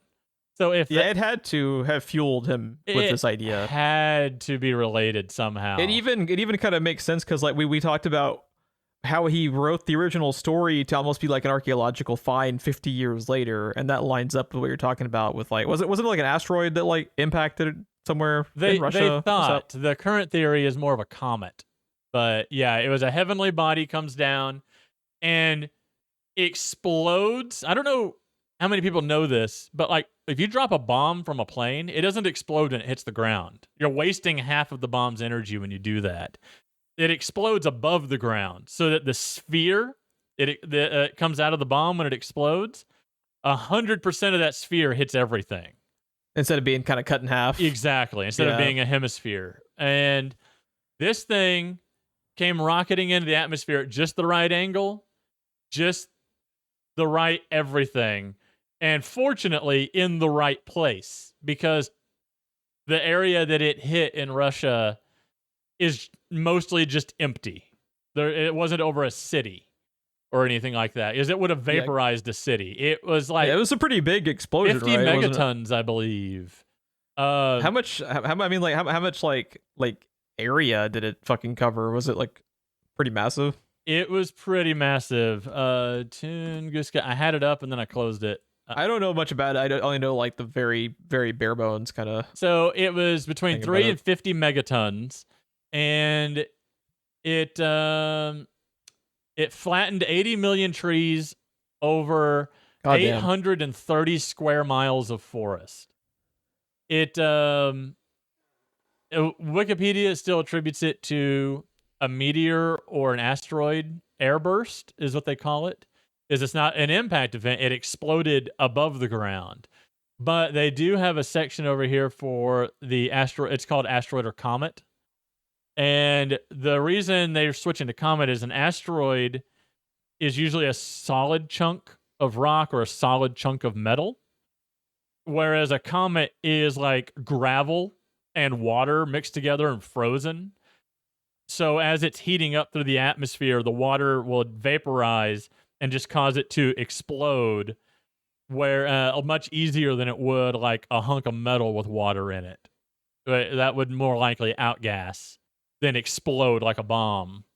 So they think it was like a small comet that came in and just flattened 830 square miles of land. And if you look at the images, even the ones on Wikipedia that were taken originally, the words blasted heath come to mind. Exactly. Even the images at the ending of this movie make me think of some of the images from that. What's the name of the thing you're talking about? The Tunguska event. Like at the ending of the movie, it looks like white phosphorus has. I'm gonna mess this up again. It occurred near the Podkamyanya Tunguska River. Bless you. Yeah, exactly. Also, so just it's real just quick, called the Tunguska event. Yeah. Event doing a lot of work. Event, again, doing a lot of work. Okay, I have figured out what I was thinking of. Are you ready for the explanation? This is what was driving me fucking batshit because I knew this fucking name from something. Okay. Podcast. You were correct. They switched one of the three sons. This is a stupid Thaddeus, Merwin, and Zenas. What are these fucking names, HP? What the fuck? You know what? Thaddeus, Merwin, and Zenas, y'all can't live in the fucking well with your stupid ass names. They switched. So in the movie, he has two sons and a daughter, Jack Benny and Lavinia. Lavinia is the name of a girl in the Dunwich horror. That is where the name's from. That one was driving me fucking batshit because I was like, where do I know the goddamn name from? Yeah, exactly. Okay, so podcast can resume. Back to the movie after my history lesson. Hey, it was a perfect. Hey, we got to segue to your historical event you want to talk about, which is very relevant, and I got to research Lovecraft here for 20 minutes, ferociously trying to figure out what I was thinking of. So it worked out for everybody. We're still in the cast. And now we play the game. Right. Oh Okay. God. One thing I would like to call out also. Alea, Mina, and Afro all play Sam the dog. Ulysses and Zabanga play Comet the horse. What I want to know, Jeff. You've been on this for a few days now. G-Spot the cat. While that is a decent joke in the movie, the cat's name is already Lucifer. Why bother changing it? Yeah, Lucifer the cat. That's wasn't that the name of the cat in Cinderella? Yes, I think that was the. Yes, it Yeah, was. so I like how they renamed Cinderella. Lucifer Most to people don't know G-Spot. this. Also, originally an H.P. Lovecraft story. Ah, Yeah, they took a lot of liberties in the movies. they They did. took a lot of liberties. Also, can I just point out the alpacas' names are perfect? I love the alpha. The fucking alpacas are so dumb. I love it. Bruno, Oscar, Rowan, and Tor. These fucking alpacas have better names than the original children in the short story. Tor the alpaca. Come on. Thor the alpaca is a fucking Thor villain, dude, and I will not be argued with. Tor the alpaca sounds like an animal that what's his fuck from Game of Thrones would get stuck having to ride. What was the Right. what was the wildling guy that was in love with the tall lady with Brienne? Oh, I could have fucking told you, but then you asked me. Tormund. Tormund. Yeah, Tormund. It sounds like Tormund would get stuck with Tor the alpaca. Tormund with Tor the alpaca. Give me that buddy cop movie, dude. I need it. G-Spot need the it. cat was also there. Yeah, G-Spot the cat. Yeah. Oh my god. He's like they're fucking scrappy dude. Also, after everything we just talked about with the Tunguska event, Comet the horse. They think it was a comet that came in over Tunguska, and the movie names the horse Comet. And the horse being white is obviously the whole like, the white horse of death and all that. Right. Kinda Yeah, there's a homage. lot going on. Sometimes the door is just red. There's no reason for it. There's a lot going on in this movie that is intentional. Yeah. Okay. Let's dive into more specifics. It's the thing to me that this movie, like, just knocks out of the fucking park to me, and why this is up there like one of my favorite adaptations with The Martian, like ever, of a book or a short story, whatever you want to call it. Figuring out This is almost an original work. Yeah, figuring out what you're adapting, what can be consolidated, and then what can be expounded upon. Yeah. Specifically, the decision to we've talked about this multiple times already, but the original story is from a surveyor, like 50 years after the events. The surveyor is the hydrologist character, and it's happening concurrently. Like Yes. he is part of the events. It totally works because he's able to make it out because he wasn't present for everything, but he's present enough to like He's seen actually some shit. have connections with the characters. And just like a Lovecraft protagonist, he's very changed at the end of this movie. Oh, for sure. We'll talk about it, but like him throwing the cigarette in the water is such a good little bit of writing. Yeah. It shows just how much he's changed and how much he realizes like this place is Cursed. it's fucked. Yeah. It's cursed. I love so much of what this movie does as far as making it more engaging, because that's the thing too, is like the story is so interesting and it's such a wonderful concept, but it's very, like, what's the word I'm looking for? It's not engaging in a way that I like this, because like you get to know these characters, you get to know Nicolas Cage and his dumbass alpacas. Like you get to know the animal of the future. There's more character development to Ezra in this movie than Nahum in the original story. Like you learn more about like fucking Tommy Chong hanging out in the woods just because he's chill and everyone's cool And with how him. he And can't it's like, sell gummies to Idaho. Yeah, I think it's such a good. But what were your kind of initial thoughts? Because like you said, this is like almost original work because they really expand on what happens with the people at the farm. Yeah. I think it's really good. It does a few things that I think that are just different enough. I think the original story does better, but on the whole, I really like this movie. I thought it was really good. the way it tackles the hardest thing in the story to tackle to me, I think is interesting. How it's not necessarily a color no one's seen before. It's a spectrum of colors mashed together, and Nicolas Cage even says like he doesn't know how to describe it. He doesn't act like it's something he's never seen before. It's just something that's he can't figure out how to put words to. Yeah, like the closest thing they can say is a color, but that's not actually appropriate. It's not appropriate. It's not. Yeah. It's not explainable. Yeah. But yeah, it's pretty good. It's pretty true at the beginning with the meteor coming down and the terrible smell and no one really knowing what it's made out of or anything like that. How good of a like minor detail for a horror story is it that one of the characters can smell it but no one else can? Right. That is incredible. That is horrifying. When he can't even be near the impact of the meteor without covering his nose and no one else is affected. That is such a good touch, and it shows you how it's already fucking with them. Even like right away, like you can tell these people have been thinking about this story for fucking decades, and it's just been like rumbling around in the back of their minds and like what we can expand on this. Like little details like that like make all the difference. Yeah. Yeah, I like the characters. I particularly like Lavinia. I like how she has like a pocket version of the Necronomicon. Yeah. Which it's like a little mass market Necronomicon. Yeah, which is horrifying in its own right. That is not a book that should be mass market or paperback Necronomicon. But what was interesting to me was they found a pretty interesting way to shoehorn that in because it is mentioned in the story, but no one is using the Necronomicon in the story. Yeah. I think one of the scientists talks about how whatever it's made out of, or it came from space or something, it could be a creature, kind of like stuff the Necronomicon talks about. And then that's it. That's the only mention of the Necronomicon. But she fucking lives by it like it's her Bible. Yeah, she really does. She's the first character from the family you're introduced to, and they kind of realize like she is pretty much to me like the main character. Yes, same.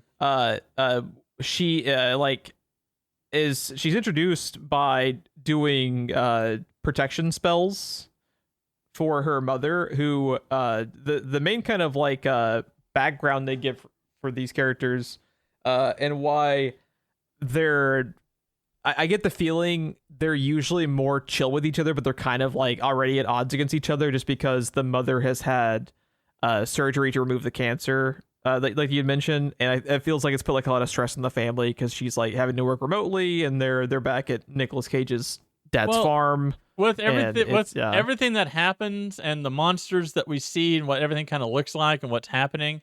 Everything is very tumorous. People are growing out of people. There's all kinds of things happening like that. It's the color is more of a radiation, but also an entity. There's a lot of things going on revolving around cancer, and the way I saw it was like the way cancer affects the body and affects the family of the person going through the treatment and the disease and everything, just the way it kind of affects everything, because it affects one character physically, and then everyone else it starts affecting like mentally.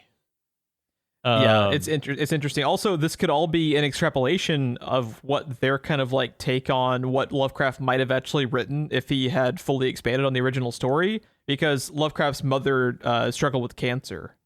Yeah.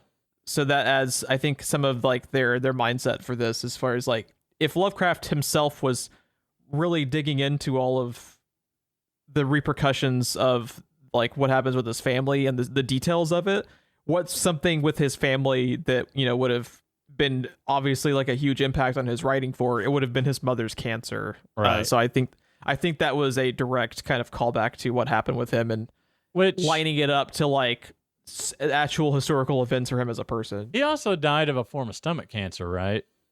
Because of like his terrible diet and stuff. He wouldn't spend any money on food or anything. Yeah, I think so. Yeah. Yeah, the beginning of this is very, very true with the way the meteor comes in. I love that scene because it's like they all sense it just before it hits.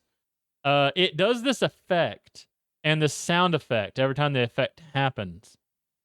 I know it. I've seen it before, and it's been driving me insane for days.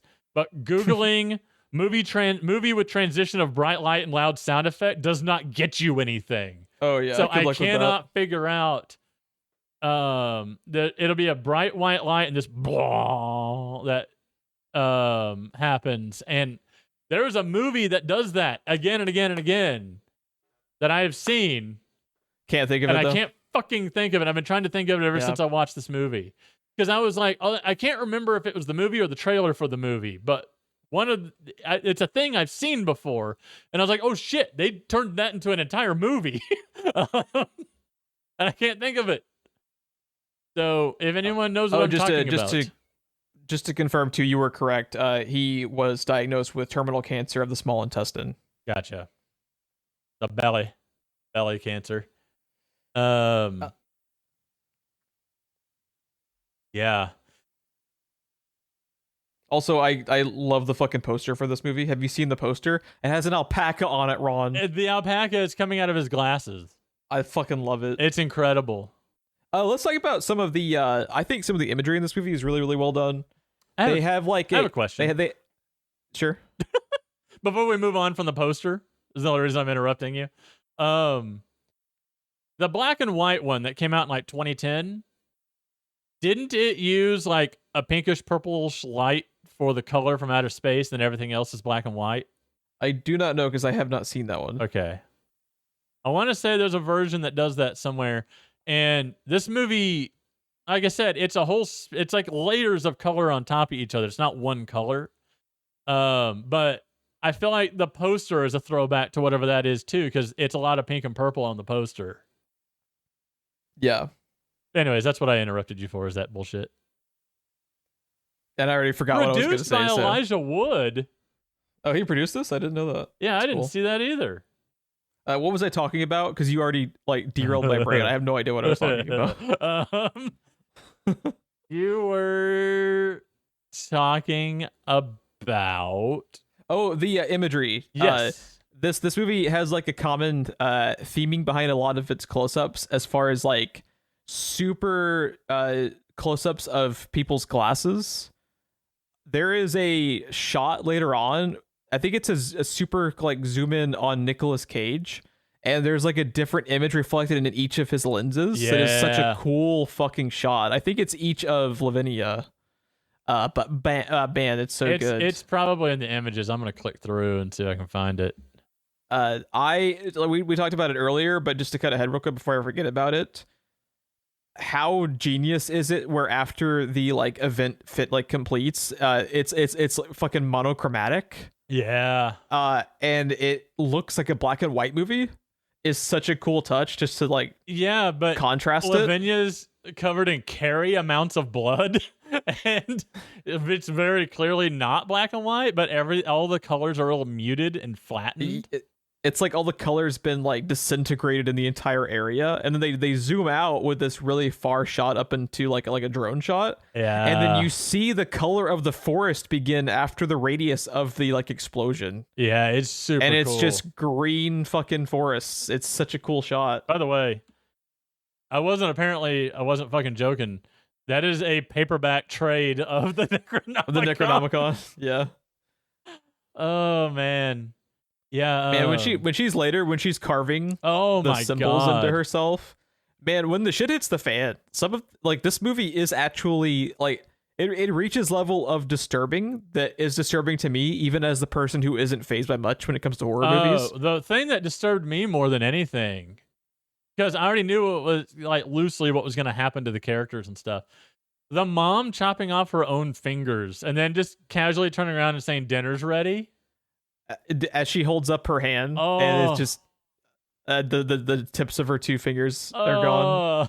Dude, the ramp up to that scene is so intense. They're cutting back and forth from a comedy scene. Yeah, because Nick Cage is on the news talking about the meteorite which has disappeared.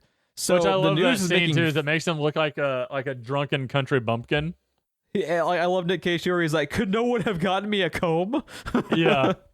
It's a comedy scene for the first half of it because he's with the rest of the family in the living room watching his fucking news interview of looking like a crazy person. And he's just like talking about how horrible he looks, how much of an idiot he's being. The mom is in the kitchen dicing up a carrot, I think. Yeah. And you know what's gonna happen because she's in the trance from the entity. And then she just casually slices the tips of her middle and pointer finger off, and then it's like she doesn't even realize it happened. She just turns around like Ron said, and just like dinner's ready, and then the family just fucking freaks out. Mommy's hurt, I believe, is the line. Yeah, Jack runs to get Nicolas Cage. He's just like, mom's hurt, freaking out. Yeah. Such a fucking dude. It's so intense that when she's about to cut her fingers off, that's one of those where you're squirming in your seat because you know it's gonna fucking happen. And there's nothing you can do. I not to jump ahead, but I'm scrolling through images trying to find that one you were talking about, and I just got to the one where Lavinia, all the things that she's carved into herself are glowing with that pinkish purplish hue, like she's the goddamn Scarlet Witch. It's so good. And then when you end up finding out the one on her forehead is the like main sigil at the homeworld of the alien thing, like that's pretty cool. I didn't even realize. I don't know if I picked up on that. I didn't pick up on that until you just said that. Yeah, they show it because they have the scene towards the end where it's kind of like flashing for a second through the homeworld of the entity, right? And it settles in on the like giant sigil monument thing, and then it cuts back to her having that exact symbol carved into her forehead. So it's like the entity was like almost giving her a glimpse into its homeworld, and she was that was part of what she was carving into herself. Pretty fucking cool. It's this looks like it's probably an accident, but I'm looking at images of the tendrils of light coming out of the well, and one of them almost makes a face. But it's kind of it kind of looks like it's just kind of maybe it was an accident. Speaking of like scenes that make you like squirm, dude, the glob Nick Cage holds in the shower, and then it just expands. Jellyfish? It just expands in a second, and it just has all of these fucking like super narrow tendrils around it. It's another one is coming too. It's not okay, man. No. It's not okay at all. And then Nick Cage just walks out. I was like, oh man, we gotta call a plumber. We gotta call an exterminator. This is one of my favorite images in the whole movie. Just how much the landscape has changed. I have been to that whatever that planet is in No Man's Sky. I swear to God. All the pinks and purples. And the weird trees, yeah. the weird circular trees and stuff. Yeah. There's such like fucking dude. I forgot that the mom and the son basically just get full on Gallic gunned by Vegeta. They really do. Let's talk about that. So yeah, let's talk about that. Let's talk about this because this is the fucking scariest thing that happens in the movie. This is where I was just like, okay, we're going with the cancer theme because she's the cancer victim getting blasted by radiation and now has a tumor that is her son growing out of her. And your body can sometimes reabsorb stuff like that. And they talk about how it's like she's trying to reabsorb him. So, yeah, they get blasted by the entity. They are fucking merged together on like a cellular. They look like John Carpenter's The Thing. Yeah, pretty much. The effect There's a is lot so of good. Throwback to The Thing in here, like with the alpacas too. The alpacas specifically. Yeah, they're like the alpaca version of the snake ball in Bloodborne. And that scene is very John Carpenter's The Thing about with the dogs, especially. But the fucking dude, them getting merged together is so disturbing because their acting is so good. They don't really talk anymore. They're just making sounds like they're in agony, but it's not like them screaming. It's just like constant, just how uncomfortable and how much pain they're in. And dude, later when they're feeding the mom and she's licking out of the bowl like a dog, what is so disturbing to me. And that's just like the beginning part of like their transformation. The other thing that's fucking haunting is they're talking about how, like she's reabsorbing the kid.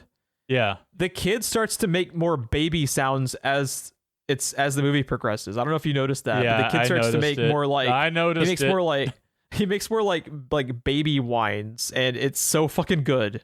Is it? Is it? It's so horrible and so good.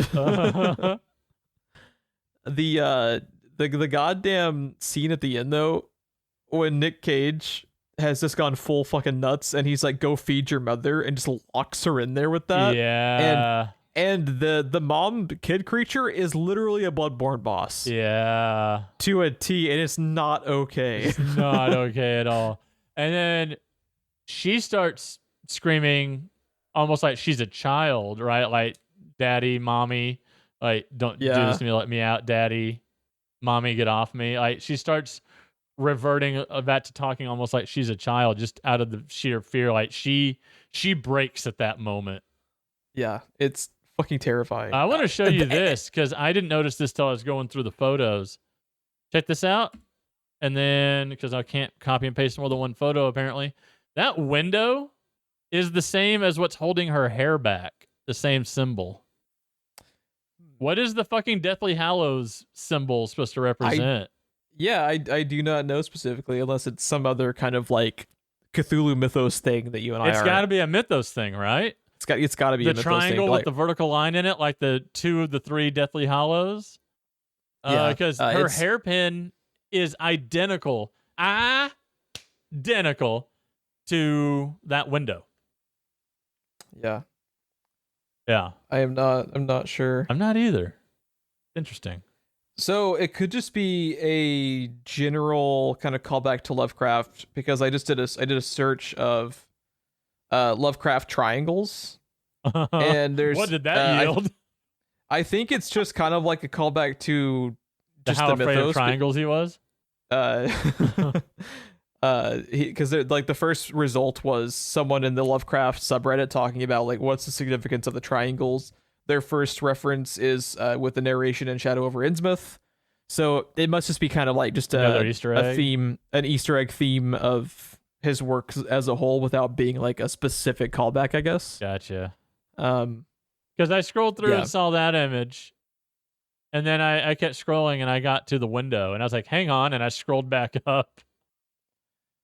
But what I was gonna say though is like all that happens with the mom and kid in the book is them getting locked away in the attic, right? In separate rooms, which is horrifying and fucked up, and a fucking thing. By the way, there's exactly like what is it? What is the name of that story? Short story, yellow wallpaper. The yellow wallpaper. That's what I was thinking, but I want it to sound stupid. That is another super famous Lovecraftian-esque story by Charlotte Perkins Gilman, where someone is locked in an attic and they're losing their goddamn mind. The crazy lady in the attic was a fucking thing, it seems like. Because there's a lot of stories with that. And that's fucked up too, but like they realize like they have the potential, like let's just turn him into a fucking Bloodborne boss, because why not? Like the shit is gonna get crazy, and we can't talk about like the shit going crazy at the end without further elaborating on, dude, the scene when it's so like Ward has come back to try to save as many of them as he can, because he realizes like how fucked they are pretty much. It's also like how devastating is it that he's the hydrologist and he realizes how much damage they've been doing by drinking the shit constantly, right? And like all they keep doing is like doing close-ups of like. Did you notice how many times it shows you them just sipping out of a glass of water? Or like the close-ups of the ice cubes, with the elements of the entity in them too. It's just like it's just constant. It's like they're addicted to it by that point, which is another Lovecraftian theme. Even people that are about to kill themselves have to write down the knowledge they have to pass it on before they kill themselves. Like they cannot help themselves.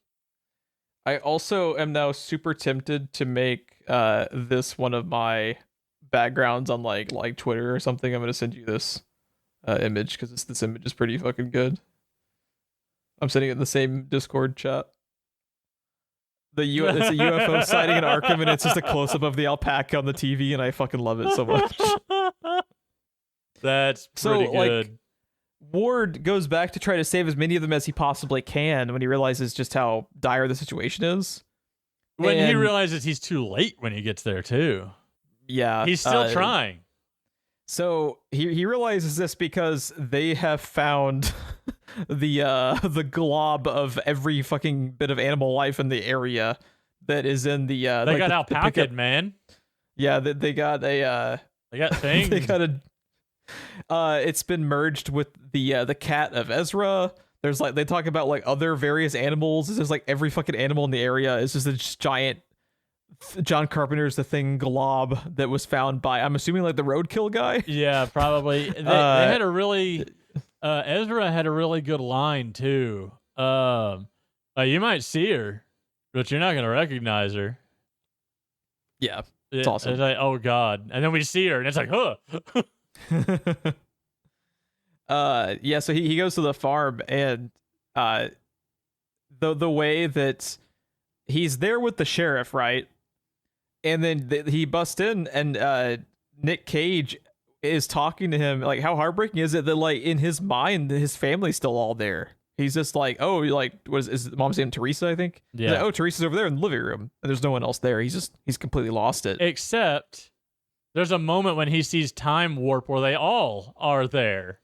It's almost like Nick Cage is experiencing all of like time all at once in that room. Yeah.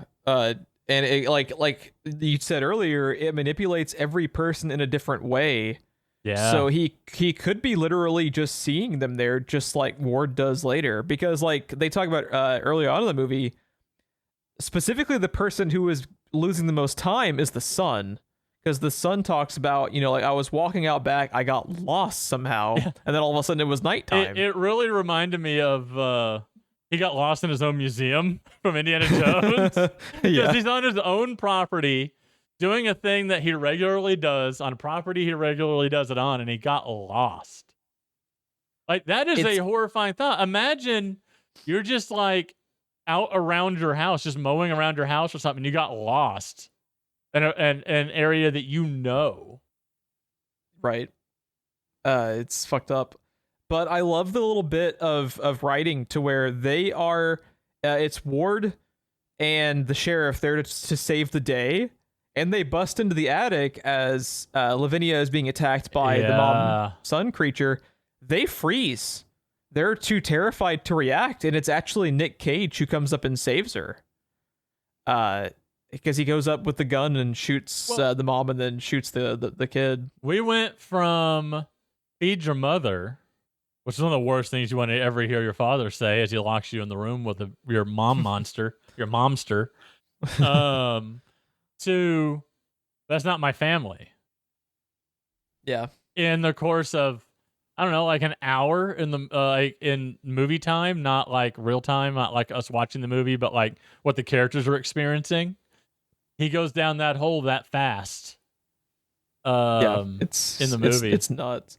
And then after that, he's trying to carry her to the truck, and it's really heartbreaking too the way that Nick Cage actually is killed, because Nick Cage is aiming his gun at the entity, but from the sheriff's perspective, he thinks he's aiming at Ward and Lavinia, so he has to shoot him. So I wasn't sure. Yeah, I wasn't really sure when I saw that scene what he's aiming at. To me, the way they have it framed is he's aiming at the entity, because the gun is aimed direct center underneath the entity, and you see like the barrel from his like kind of like first person POV, and Ward and Lavinia aren't lined up exactly with the center, I don't believe. Okay, I'd have to go back and watch it again exactly, but I believe that's the way that it's presented. But to me, he was aiming at the entity, and the sheriff has to shoot him, but it's pretty tragic. You know, he was just trying to. He wasn't trying to shoot Ward and her. He was trying to shoot the entity. It's just like a misunderstanding. Like, further adding to the like tragedy of it is like Nick Cage was like losing his fucking mind, but he's going in and out like throughout the movie. I think it's interesting too. There's like a little bit of a touch to where, because he's kind of like drifting in and out, and they're all going nuts a little bit. A lot of the time when he is speaking in his like super New England accent. I think he's actually kind of like thinking back to memories with his dad. Mm-hmm. Because there's times where Nick Cage is just talking like himself, and there's times where he has a very specific kind of like Maine New Englandy accent. The hard part of that is that what's happening, or is that just Nick Cage making decisions? See, the first time I watched the movie, I just thought it was Nick Cage being Nick Cage. But I think there's actually specificity to it when you watch it again, because they even have the moment where like he's sitting next to the photo of his dad.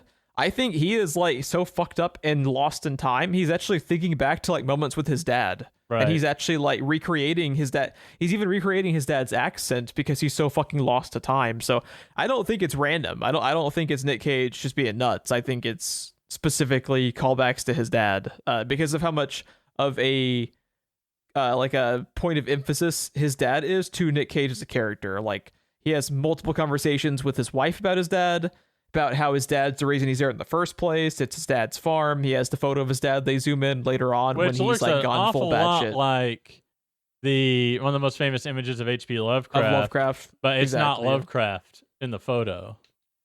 Yep. Is this what you're talking about? So is this what I'm looking at? Yes. The thing you see at the bottom is the gun barrel. Okay. So he's actually aiming at the entity. It's just from the sheriff's perspective, he couldn't tell, so the sheriff has to kill him. Yeah. Which it sucks, but dude, you're talking about how fucked up is Nick Cage's rash, dude, like lizard his skin fucking thing, eczema, whatever. Dude, I can't. Like he keeps scratching at it, and it looks like fucking leather that's like buckling. Yeah, it's not okay. It's not okay at all. It's not okay at all. What were you gonna say though? Sorry. No, I was just gonna say like. Seeing that eventually like it like extends to his head, and it's got like it almost like bubbles under the skin. It's so like, fucked. It's like more tumorous growth, right? Like it's really fucked. And just watching that develop throughout the movie, because first you start scratching at nothing, and then as the movie goes on, like it's just getting worse and worse. And someone in the movie calls out his arms. Yeah, and he doesn't see. It's like he doesn't see it. He doesn't know he's doing it. He does. Yeah, he doesn't even know how bad it is. Speaking of the whole skin thing, is like how good is the effect of the like translucent skin for the mom and son after they get like stuck together? It's fucking creepy as hell. Yeah, it's. I'm pretty sure I've killed a lot of whatever she has become in Dark Souls 3. Just down in the muck, down in the poisonous swamps, and they emit that like horrible shrieking sound. Yeah, it's fucked up.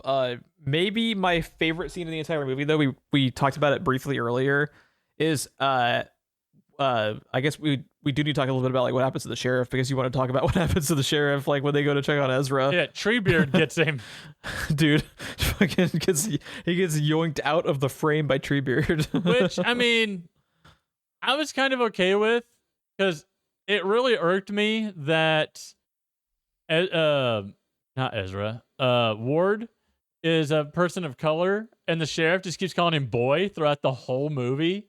And even when he goes to like shoot Nicolas Cage, he's like boy as he like shoots Nicolas Cage, and I was just like, that's not okay, man. Oh, I didn't even pick up on that at all. Like you can't be doing that in 2019. You really can't be doing that. The first time he does that, Ward even gives him a look. And then, it's. I was just like, yeah. I mean, he kind of had to go.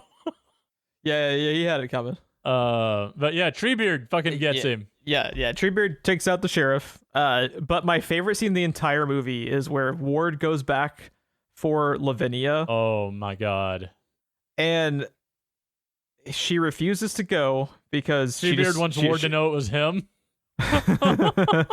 She refuses to go, and it ends up being Ward walking through their house, and this wonderful fucking haunting shot of he's looking into the living room, and then there's like a brief flash of white light, and then just the entire family is back. Yeah, and they're just all staring at him, and I think there's like muffled kind of like whispers of nothingness kind of like happening as he's looking at them.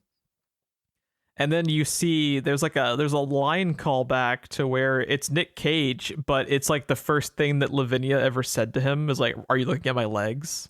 Yeah. And that's such like a good little like callback line to earlier on. And man, he he ends up in their basement. And did you also get Hereditary vibes of when Nick Cage is like banging on the basement door? Yeah. It reminded me of the Hereditary attic thing where she is like headbutting the attic door. Yeah. Yeah, but man, that scene when he's walking through their house and the flicker happens and the whole family is back is such a good fucking moment. I love it so much. Yeah, the basement's also a good way to have him survive the blasted heath. That happens because he ends up crawling out of the ash. Yeah. That fucking scene, nuts. everything that happens at near the end of this movie, it's so fucking intense and so fast. Like the first arc is setting up the characters and their relationships, and the meteor comes down. The middle kind of drags for me a little bit. There's some fucked up shit happening, but it takes a while to get to it. Yeah, it's a slow burn. Yeah, it's like Hereditary. And then it's like set up to where like there's gonna be fucked up shit that happens, but this is all set up for the like final 20-minute goddamn where roller it just coaster drops ride. a cinder block on the gas pedal. It does, and I'm gonna be honest. Like the last 20 minutes of this feels like 5 minutes.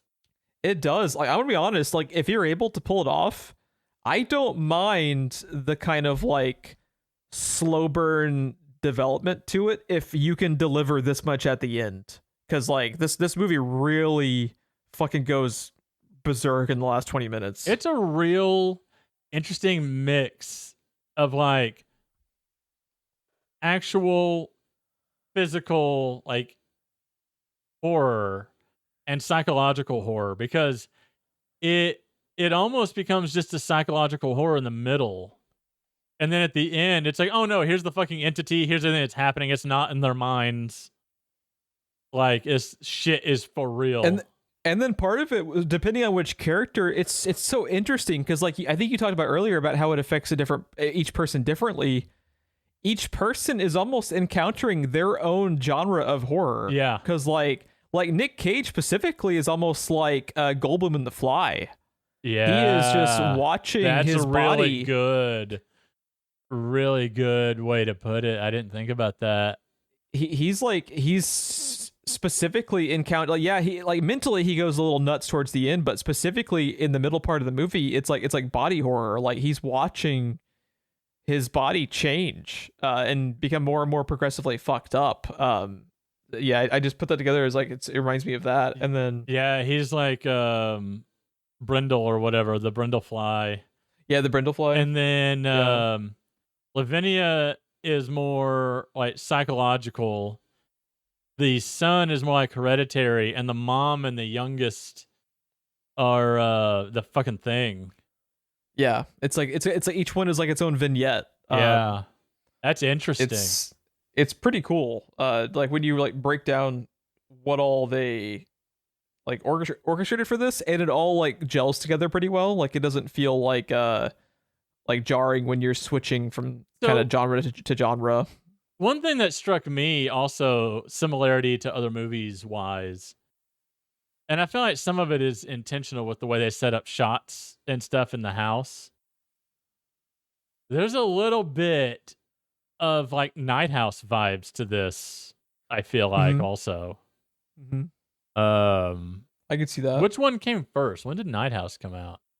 I think Night House was after. Night House was after. So I could see whichever one came second, seeing whatever one came first and going with it. The Night House came out in 2020, so this would have been first if it was on the circuit in 2019. Right. I knew they were close. But they were close. They were close enough to where I think it's more coincidence because they were probably already like, done, basically. But yeah, it's interesting. I get some Night House vibes off of it too. What the fuck is with this fucking house at night looking like a goddamn spaceship, by the way, with all the lights? It is such a bizarre looking house. It is so strange. Like it doesn't even really look like a house in the daylight at all. It's which was probably intentional. They probably scoured the fucking countryside for the stupidest, weirdest looking house they could find, just to pick it for the movie. Someone on the IMDb photos put up a close up of the mom's tongue as she's licking water out of the bowl. So thanks for that. Yeah, I didn't need that. I did not need that again. So thanks for that. Put that in the spank bank for later. Yeah, I think we've kind of touched on everything I had. I am such a sucker for movies that go the Hereditary route, where if your last 20 minutes is that fucking good, and I am on the edge of my seat for the roller coaster ride that it presents, and it's that intense and that creepy and that good. I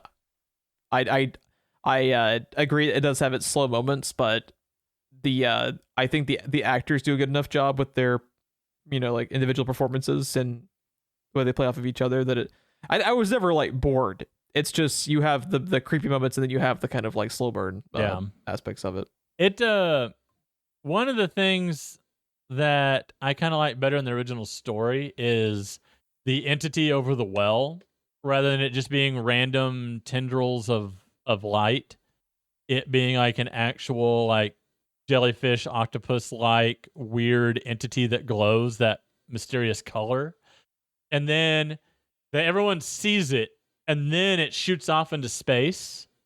Mm-hmm. And the most horrific part of the entire story is when the one guy looks back and sees a second smaller one descending into the well. That is all completely removed. The entity is a bunch of like almost like an amoeba-like mass of like light and energy and radiation, and then it shoots off into space, and then it's just gone as far as we know. In the movie, does it shoot off into space, or does this kind of like go nuclear? Because it's kind of like it looks almost the way it's described in the story, with just this giant beam of light just shooting up into the sky, and then it's gone when the light goes away. And in this, it's like the big swirling tornado of light that shoots up into the heavens. Yeah. And then when it's gone, everything is blasted, the blasted heath. And that's what created the blasted heath in the original story as well. Yeah. So, but the little bit like we're talking about, to tie it all back, I promise it all ties back, folks. Back to the beginning of when we started talking about the movie with Lot's wife, looking back at Sodom and Gomorrah being destroyed and becoming a pillar of salt.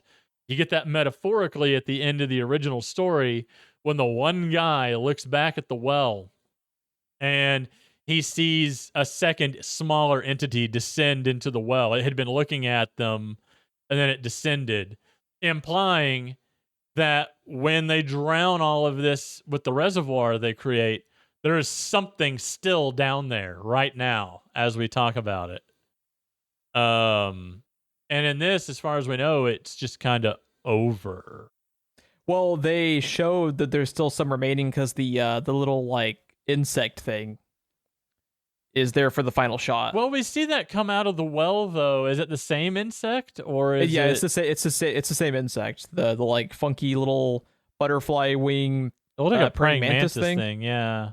Yeah. The final thing you see next to the like right after Ward kind of like I think walks off screen is the little insect thing flying around. Yeah, I just I didn't take that as that. That's interesting.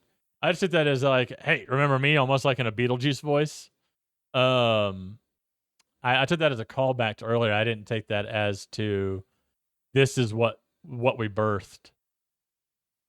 I think they're like kind of like talking about how there's still potential in this shit to happen again, just because it's still affecting things.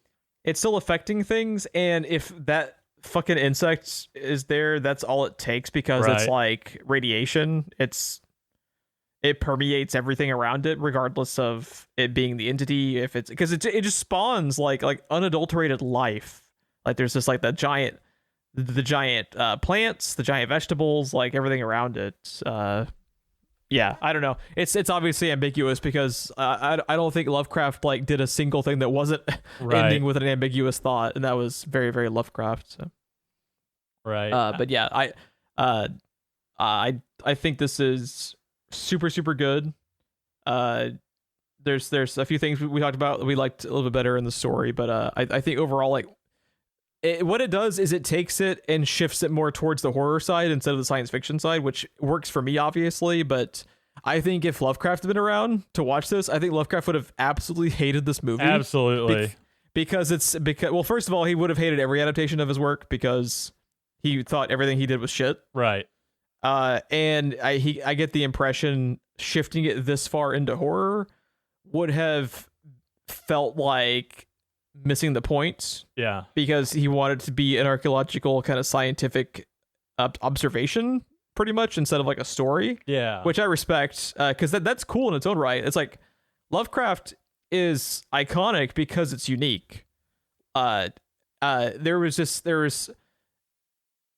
interesting in how from story to story, the framing device can change so dramatically, where like the color out of space is a scientific observation of a surveyor 50 years after the events of the original event, versus the Call of Cthulhu, where they rammed Cthulhu with a fucking yacht. And there's like, right.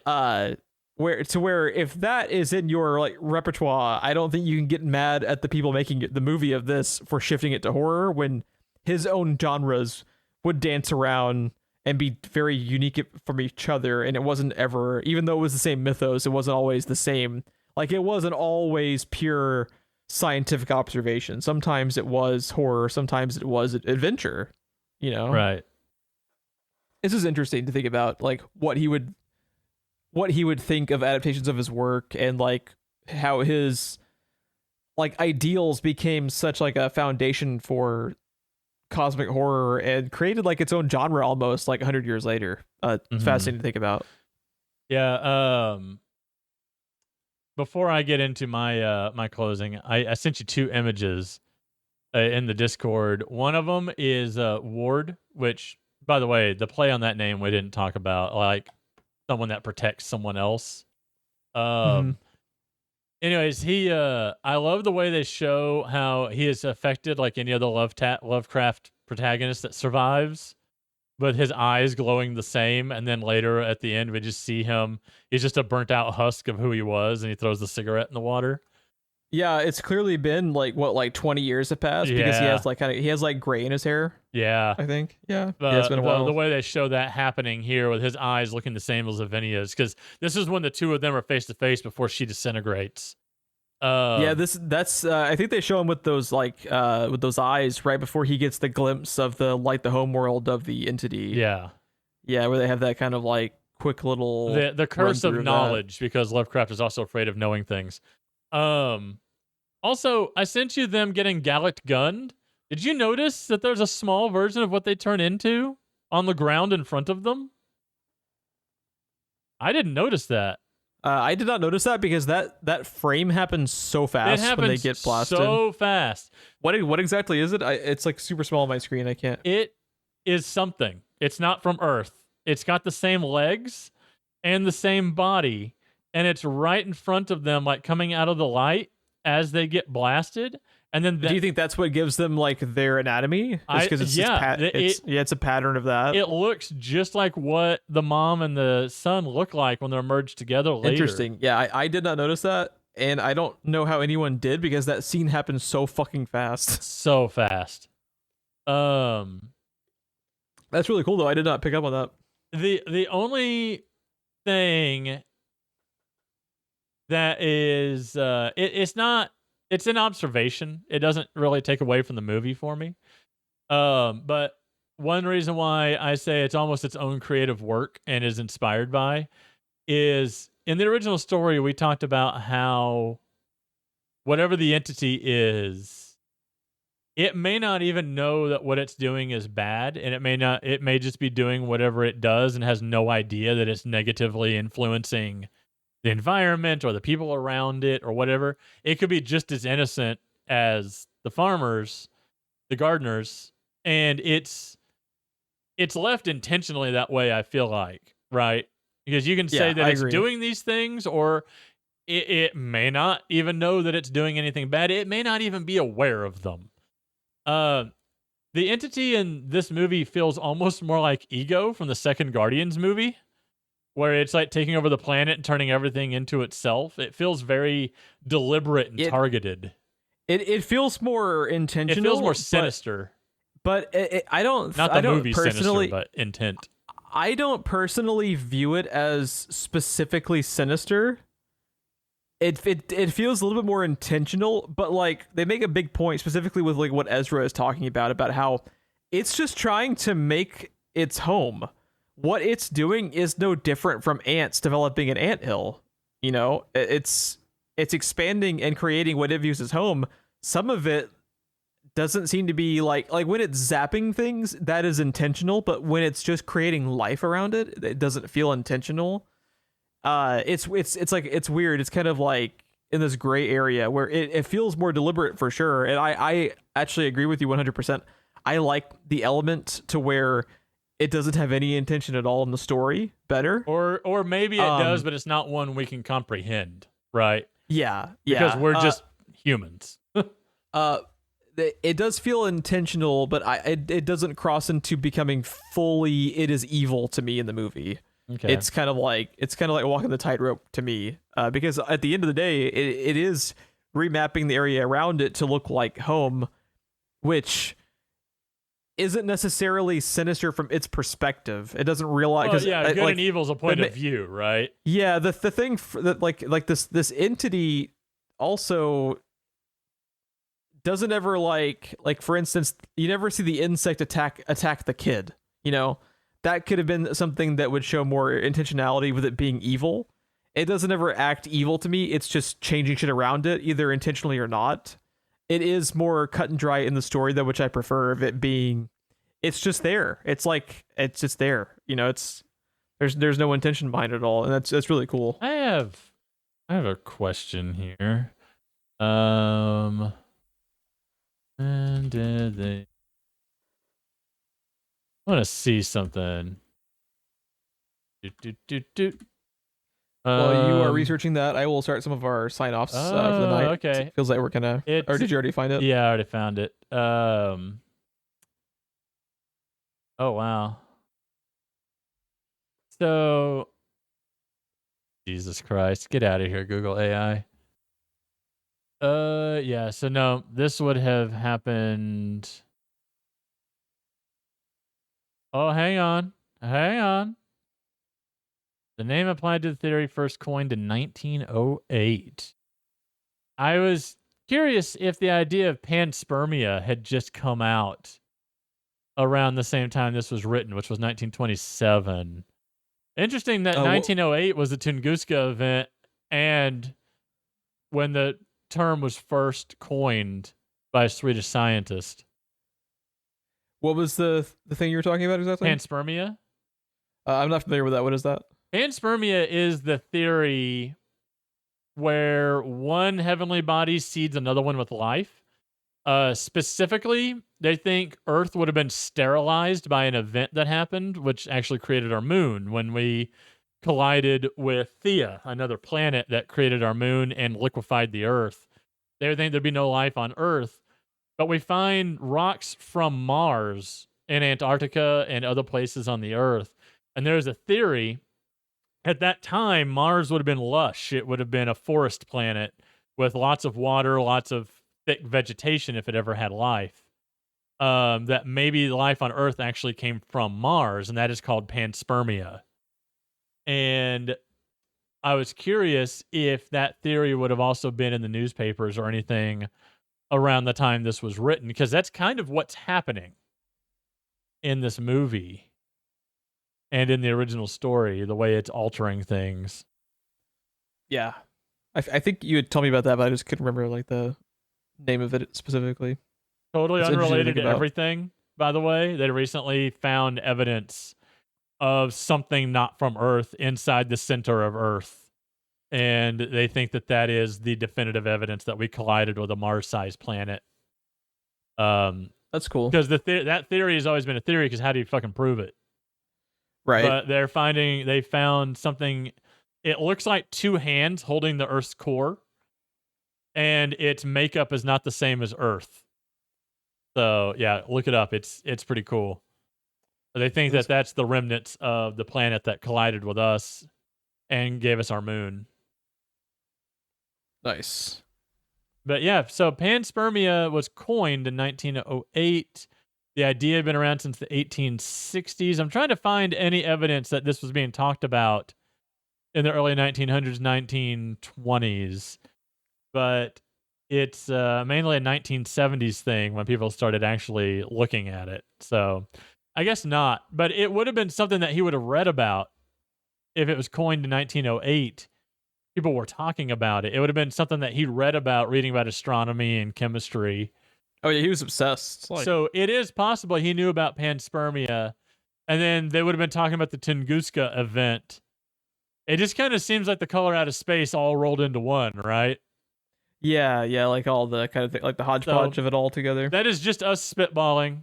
We don't know that is what influenced him, but two major scientific theories, well, one's not a theory, one is an event that happened, and a major scientific theory would have been things that he would have known about and learned about, both omnipresent in the original story and the movie. Just saying, basically. Just saying.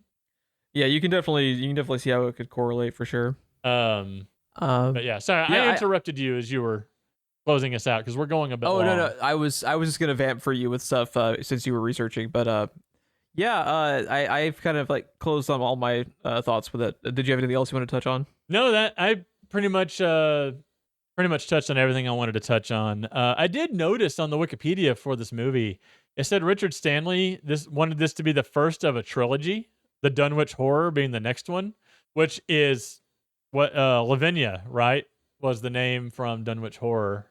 Yeah. So, yeah. That I think the status of those is kind of up in the air. I'm not 100% sure if they're continuing with that. Yeah. It'd be interesting, though, because the whole concept behind that is the monster's invisible. Yeah. I would be interested. I'm always interested in Lovecraft adaptations because... That's the Dunwich Horror, right? I'm thinking of the right story. The monster's invisible. So. They have to, they see it in smoke or something. Some of them I get mixed up because the names are always cool, but the names are similar sometimes to where it's like I get the stories behind them mixed up in my brain unless it's obvious, like Shadow over Innsmouth, you know. But yeah, I'm always down for more Lovecraft adaptations. We will have plenty more down the road. If you would like to catch more of our future shows, you can always like and subscribe to our channel on YouTube. That helps the channel grow.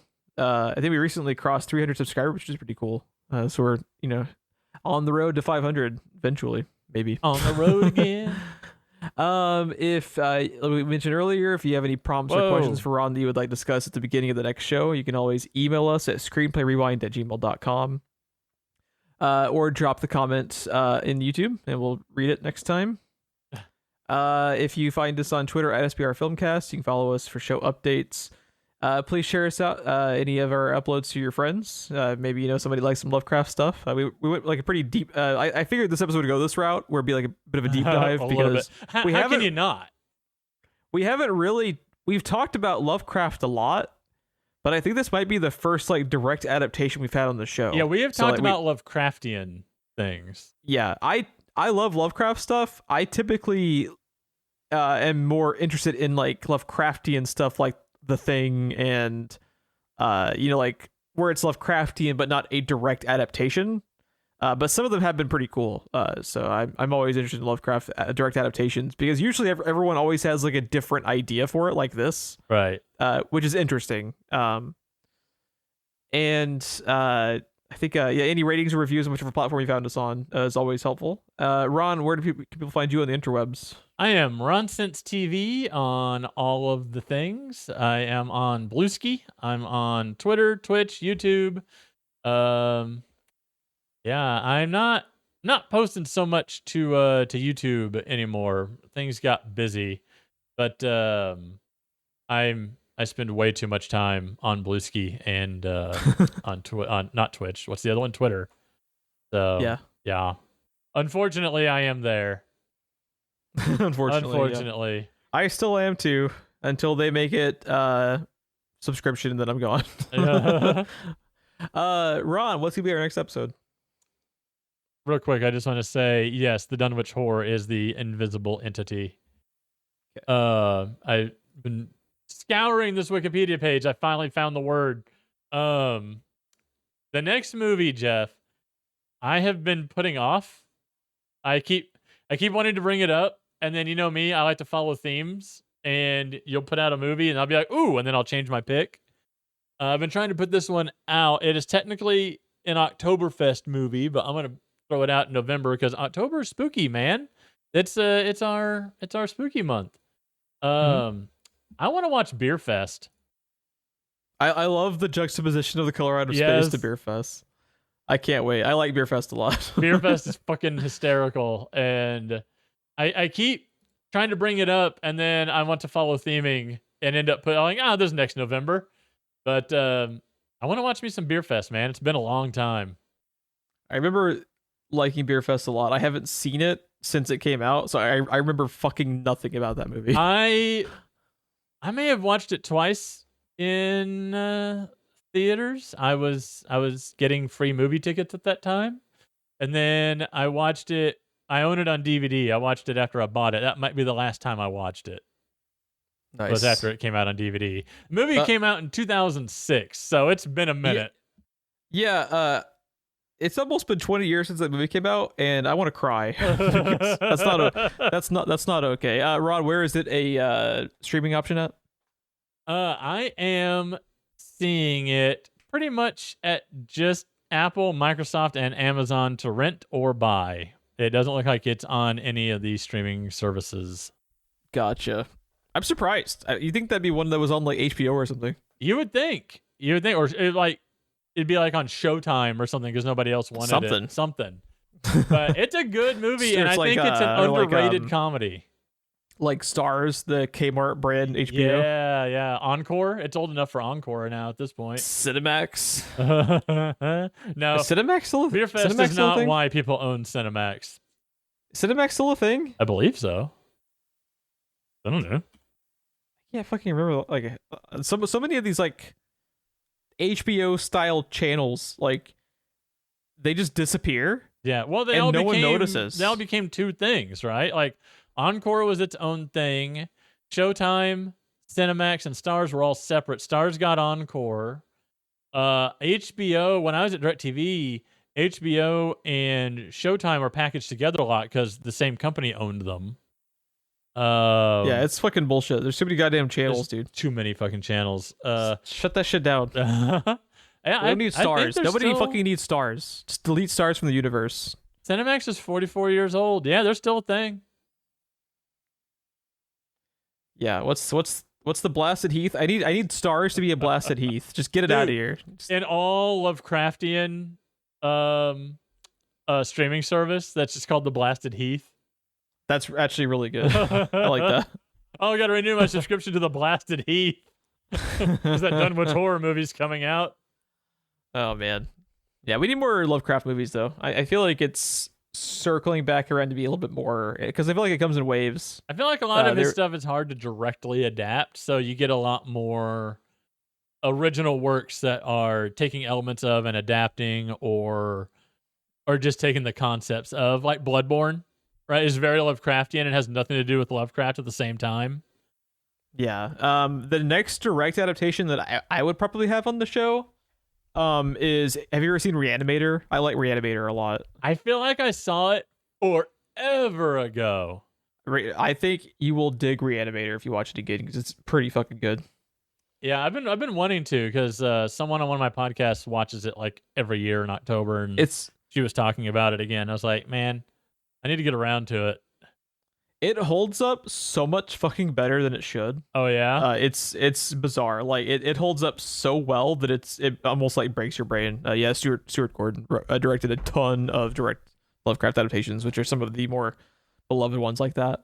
But yeah, this has been a fun conversation. I knew this would be a deep dive because we've been itching to talk more specifically about Lovecraft stuff for a while. So, but it was a fun conversation, kind of like a book report versus. Saw this I'm looking at an IMDb. This was a movie for a long time that I had seen and could not remember which movie it was. It wasn't until a few till I say a few years ago. It's probably been several years ago that I realized it was Reanimator, but I've never gone back and watched it. This is one that me and my dad have watched because it's a comedy. Yeah, it's a like real a horror dark comedy. Yeah, it's like a sci-fi horror dramedy. It's like all the fucking genres mixed together. Yeah, got fucking David It's- Gale in it, man. It's nuts. It's good though. This has been a fun one. Catch us in a couple weeks for, you said Beer Fest, right? Beer Fest. Man, I haven't fucking watched Beer Fest in literally 20 years. Oh, That it's makes so me feel so good. old The to say. grandma.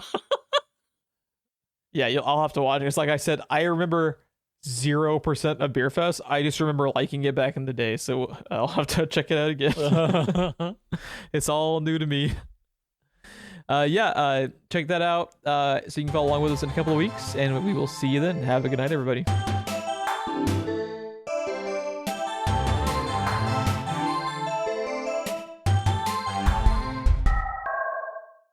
Per usual, I have to pee. We're done. I'll be right back.